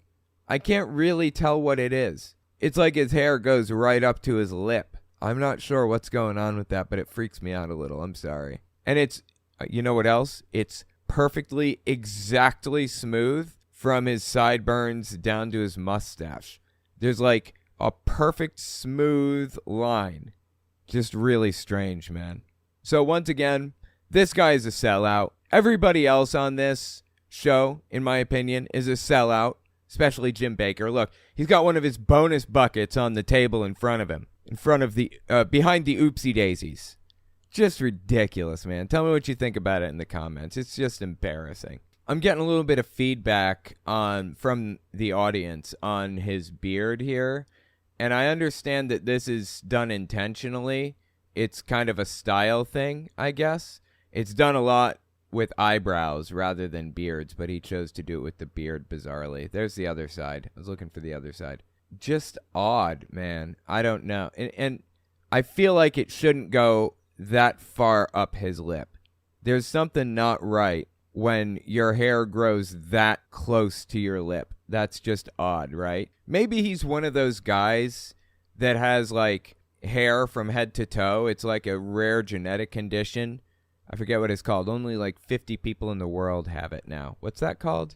It's called hypertrichosis. Here you go. This is an example of hypertrichosis.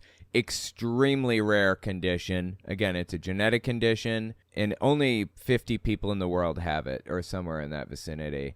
I'm wondering if this guy has it, and he just keeps it perfectly groomed, exactly where it should be. I don't know. Let me know what you think. Just bizarre, dude. Bizarre. Next, we're going to talk about Trump pastor Shane Vaughn claiming somebody left his church because he mentioned Trump from the pulpit. He's a Trump pastor. I don't know who would show up in the first place if they were looking for a secular service. We'll be right back. Don't forget to check out my Patreon and check out my website and email list for early access to uncensored, ad-free, complete videos. All links are in the description. Donald Trump carries the prophetic seal of the calling of God. He is Joseph. If you are anointed by Yahweh for a specific plan and purpose, you are a Messiah. Got to give his audience a second to think that one over. Yeshua was the Messiah of mankind. Yeshua is Jesus' real name because Jays didn't exist at the time. Jesus was the Messiah of mankind. But Donald Trump is the Messiah of America. That's putting Donald Trump on the same level as Jesus. This is a Trump pastor named Shane Vaughn, if you've never heard of him. He believes that Donald Trump is a Messiah. And he preaches about it regularly at his church. Absolutely psychotic. So what was this dude doing on September 11th, 2023? You know, the day that we lost so many people in the Twin Towers attack? What was he doing, I wonder? I had a man literally leave my church this week because I mentioned Donald Trump in the... I bet. Yeah, totally. That makes sense. You've literally built your whole theology around Donald Trump being the Messiah. And you mentioned Donald Trump's name from the pulpit, and that was just too much for your parishioners. What? This dude got famous off of his, effectively, Trump religion. He got famous from that. Why would somebody from his church leave when he said Trump's name? the stories aren't even believable anymore, honestly. Like, he's just pretending, and it's blatantly obvious to everybody. Trump in the pulpit, mixing religion and politics. Let me tell you something. I hope I lose everybody if that's what they lose for, because God called me to stand up for America, to stand up for Donald Trump, and it'll be a cold day in the gates of hell before I ever shut up. Everybody can leave. Jesus Christ, dude. Well, he's just virtue signaling here. He believes that it's a virtue to worship Donald Trump as the Messiah, and he's signaling to his base, his supporters, his churchgoers, that he loves Donald Trump more than anybody else, and he's going to be the best at loving Trump and blah, blah, blah, blah, whatever. Just embarrassing and sad, dude. And this guy doesn't appear to be ashamed at all. I know my calling. I know the moment I'm living in. Apparently not. The problem with preachers, they're scared to death to mix politics with religion. You cannot separate politics from religion. Well, people managed to up until your came along and did some crazy shit. Everything was fine and dandy until Donald Trump came along and realized, wait a minute, there's a cult here, and I can exploit it. There was a documentary back in 2006 called Jesus Camp. I don't know if you guys have ever seen it before. Fantastic documentary. It just presented the information basically without commentary, aside from just context explaining that this camp is that and blah, blah, blah. Just watch what they did with this cardboard cutout of George Bush in 2006. Okay, we're going to welcome Mr. President now. Well, talk to him.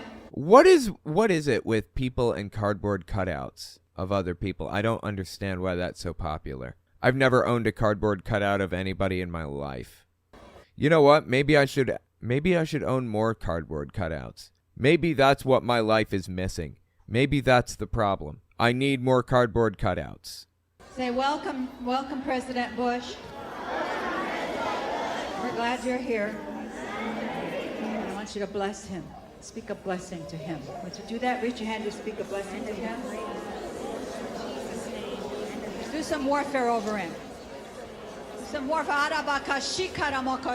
Speaking in tongues. So it's like a Pentecostal version of religion. They probably call themselves non-denominational because this specific group of political cult members believe themselves to be non-denominational. But this cult existed a long time before Donald Trump did, before he took the reins of power. Before Trump came along, Fox News was in the process of building this cult out. He has surrounded himself with spirit-filled people. So pray in the Spirit over him. Here he is. He's come to visit us. Yes, Lord. Thank you, Jesus. Tell him, Mr. President. One nation under God. Isn't this like idol worship? Isn't that what's happening right now? They're not worshiping a person. They are apparently seemingly worshiping a representation of that person. So the point is that the cult existed long before Donald Trump came along. He just grabbed the reins of control and used it for his own ends. For the record, I have like 6 videos of people on the right using cardboard cutouts of Mike Lindell and Donald Trump and George Bush and everything else. I'm not going to bother showing every one of them, but suffice to say, there are a lot of them. A weird number of cardboard cutouts on the right, okay? From religion. They are one and the same. The point is, Shane Vaughn believes, apparently, that you can't separate politics from religion. They are one and the same. But until this little political cult that started out worshiping George Bush Jr., really started out worshiping Reagan, but it got bad under George Bush Jr. And then under Donald Trump, he's basically calling out to the fact that this cult exists, and it has existed for a long time. And he's a member of it now. It makes up about 40% of the Republican Party, in my estimation. I could be wrong. I'm just throwing a number out there based on some educated information, an educated guess, you call it. But I think it's about 40% of the Republican Party are members of the full-blown Trump cult. The people that Shane Vaughn believes are here to save the country and protect his dear leader and all this other stuff.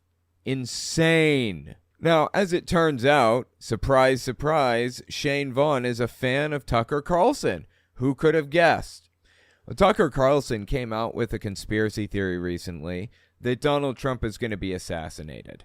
And Shane Vaughn, believing that Trump is his messiah, did not take too kindly to that. Give this a listen. Early September 2023. I'll tell you another plan that's not going to work. And I love Tucker Carlson. Y'all know I love Tucker. And I don't mean to disagree with Tucker.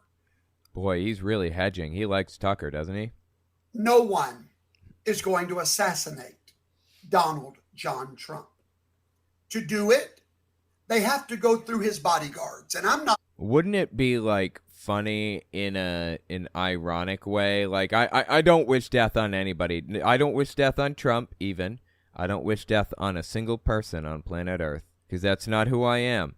But it would be so funny to see this guy completely wrong. Like, I really want to see this guy's theology wrecked, just destroyed in some way. Now, it doesn't have to be Donald Trump dying. I'm not a fan of that at all.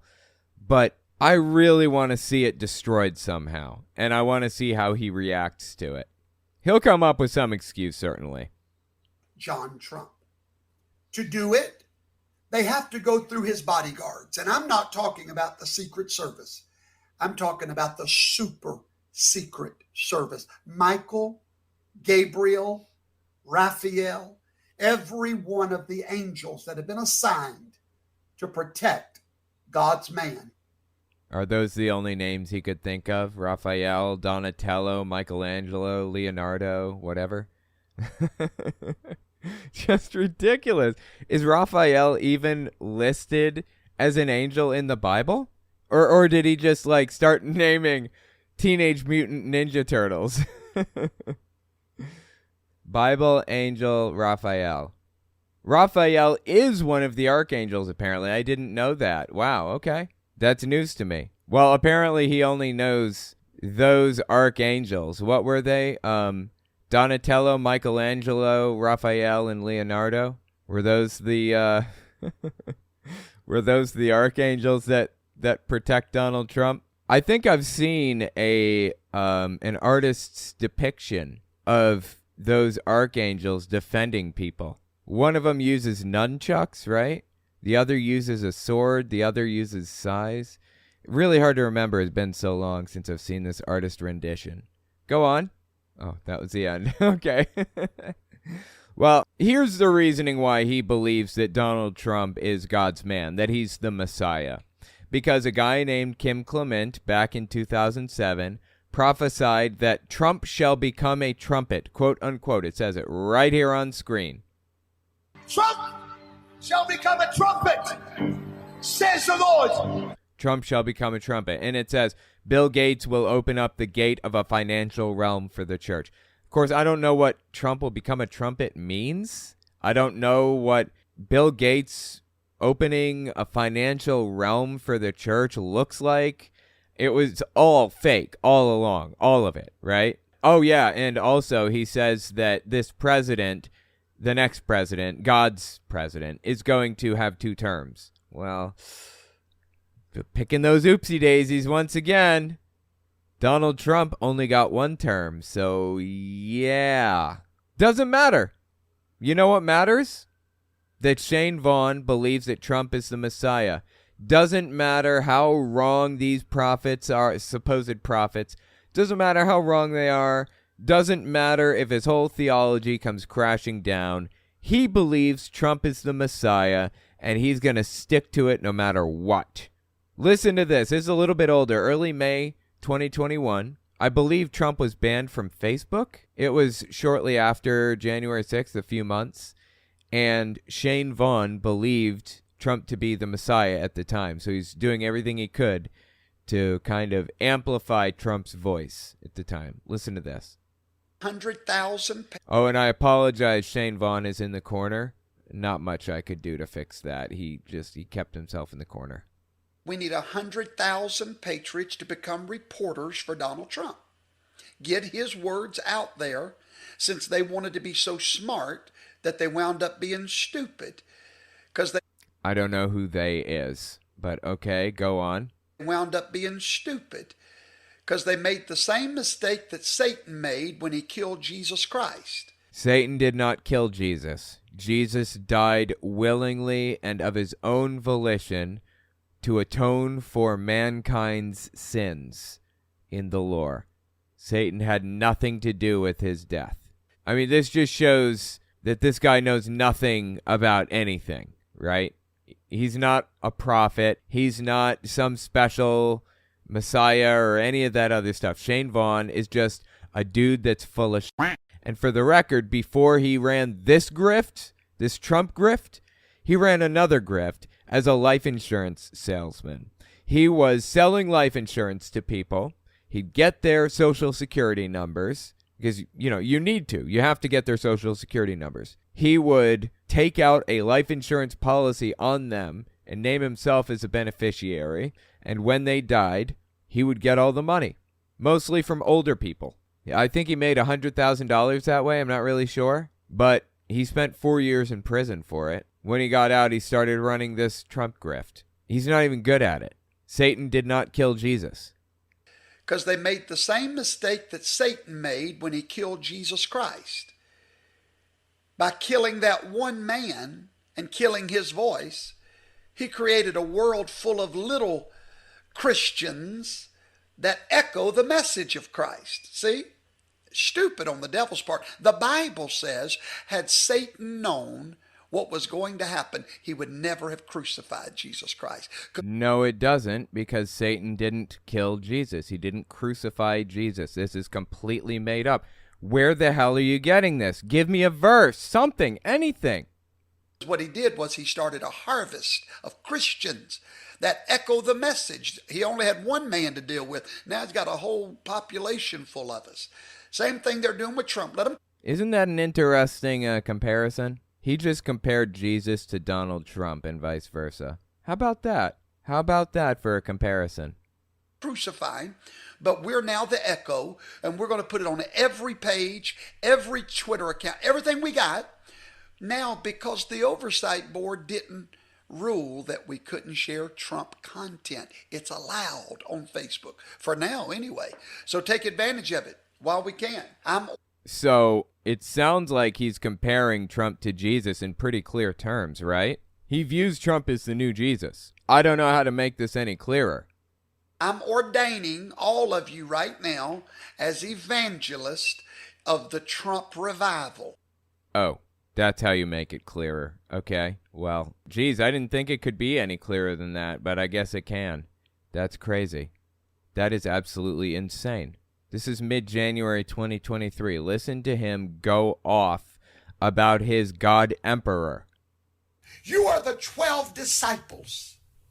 I.e., you, the people watching Shane Vaughn. Like, Shane Vaughn's church are the 12 disciples to Donald Trump. Disciples that God has called to stand behind Donald Trump. And if Satan can get you tired, Donald Trump loses. Well, look, here's the thing. I don't know if Satan is attempting to make Donald Trump tired, but I will tell you this. I know for a fact that I made your mom tired last night. All right, sorry. I just needed a little lead up to that joke. Okay, let's keep listening. Loses. Because he cannot do this without you, and they know that. So that's why every day, drama. drama. And then here's what cowards say: I'm tired of all the drama. It's not drama, it's spiritual warfare. Well, look, your ass just called it drama, okay? I didn't call it drama, you did. You if you don't want it to be called drama, then call it spiritual warfare. Jesus, dude, this is crazy. Spiritual warfare. Learn the difference. Carnal-minded people think it's drama when the enemy is attacking and you are defending your territory like Donald Trump is. That's not drama. That is spiritual warfare for the nation of America. It's not pretty. It's not fun. It's not clean. But somebody's got to do it. Call me somebody. Jesus Christ on a cracker. This guy seriously needs help. Like, this is entirely too far. This guy is down a rabbit hole right now from which he may never emerge. How much you want to bet this guy would give his life for Donald Trump? I mean, he sees a shooter standing there pointing their gun at Donald Trump, and he runs over and stands in front of the gun as he pulls the trigger, saving Trump and dying for him. How much you want to bet he would do something like that? That's how much he loves Donald Trump. I'm telling you guys, there's a cult behind this. The cult's been forming for a long time. It's not unique to Trump. It existed under George Bush too, but Trump had the mental acumen to recognize it for what it was and grab hold of it and keep it. That is psychotic. Wow, just like dead silence from this dude, okay. Somebody's got to do it. Roar 24. Roar 24, what does that mean? Roar 24. I have made up my mind. I'm more determined now than I've ever been to stand behind this president. I'm more determined now to stand behind the anointing. I don't agree with everything the man does, but I do agree with everything that God does. And God appointed Trump as the Messiah. Thus, anything that Trump does is excusable. Trump is the second coming of Jesus. He's the Son of Man. He's going to take political control over New Israel, as he calls America, and he's going to spark Armageddon into being. That's what he believes, really. This is insane. Does. And if God's okay with the man, I'm ready to join hands with every one of you and sing like the old black churches used to sing, I'm not tired yet. Wow, dude. Like the old black churches saying. Why did he pick out old black churches? Why didn't he pick out old white churches? Why didn't he pick out current white churches? Don't white churches sing? Don't all churches sing? Kind of a weird thing to like zero in on, isn't it? Is it just me? I'm not tired yet, he says.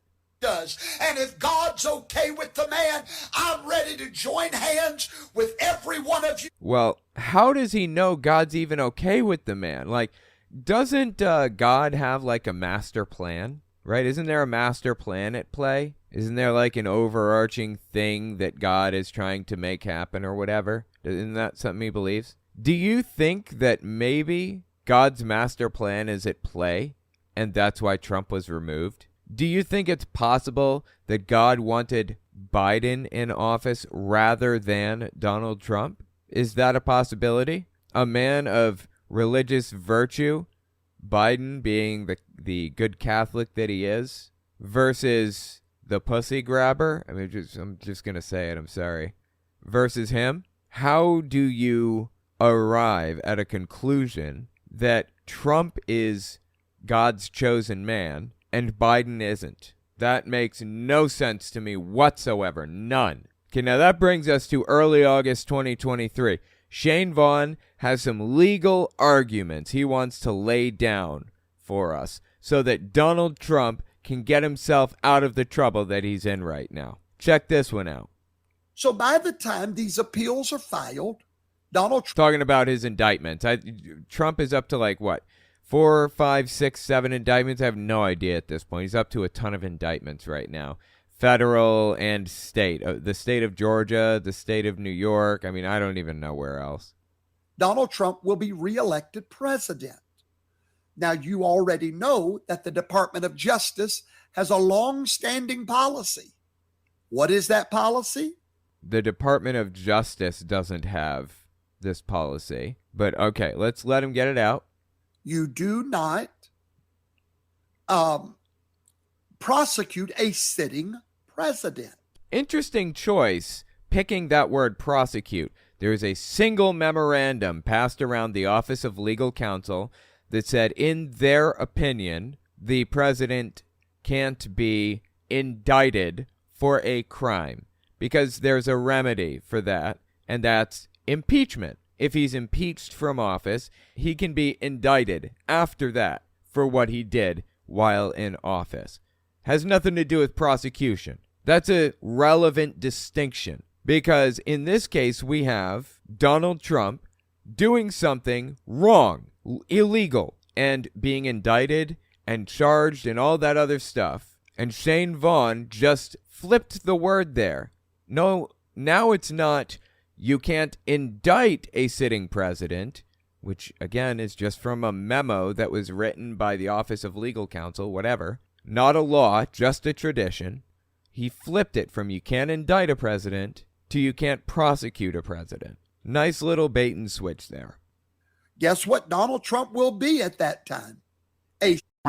That's what he'll be. Sorry. It's what Donald Trump will be at that time. A sitting president. People are asking, who is Professor Toto? This is Professor Toto. That's the name of his channel. Like, I'm Telltale, but my name is Owen Morgan. This is Shane Vaughn, but his channel is Professor Toto. The idea is he's like the dog from The Wizard of Oz, who, when all of the people showed up there, the dog pulled the curtain back and showed the wizard was pulling all the levers to scare people or whatever. Well, he's pulling the curtain back and showing the face of the deep state or whatever other nonsense. That's the idea. He's on like Telegram and Rumble and, you know, all of the other weird right-wing places. Anyway. At that time, a sitting president, at which time all prosecution must cease.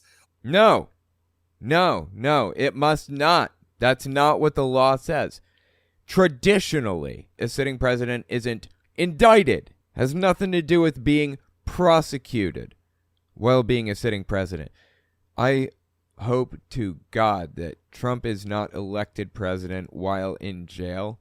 That would be a nightmare. Seriously. That would cause what I believe might be a constitutional crisis. That'd be really bad. Or at least be put on hold. He will serve his second term as the prophet of God said he would. Prophet of God being Kim Clement. I talked about that earlier. And then his protege will be the next president. Wait, who's his protege? There's a protege in this mix? Who will completely pardon him of all charges. Okay, so that's Shane Vaughn's plan for Donald Trump to get out of all the trouble he's in right now. I don't know who the protege is, but apparently it's a male because he said he will blah, blah, blah, pardon him of charges or whatever. All the proteges that I've seen Trump vetting for VP have been like Marjorie Taylor Greene or Carrie Lake or whatever. They've all been women. So who exactly is Trump grooming to be his vice president, I wonder? Or who does Shane Vaughn believe that he's grooming to be his VP? This is just psychotic, man. This dude needs help, seriously. Absolutely crazy. Sadly, he didn't receive the help he needed desperately in prison during his 4-year stay. But what can you do? Hey, maybe help would work now if we tried. It didn't work in his 4 years in prison. Maybe it would work now. Let me know what you think in the comments.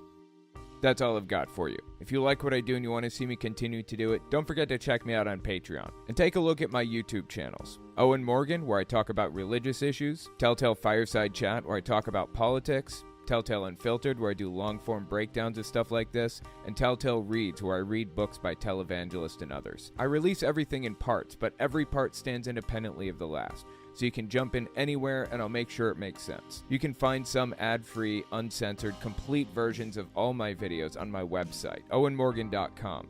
And while you're there, don't forget to sign up for my email list to get early access to everything. All links are in the description. Okay, thanks for watching, guys.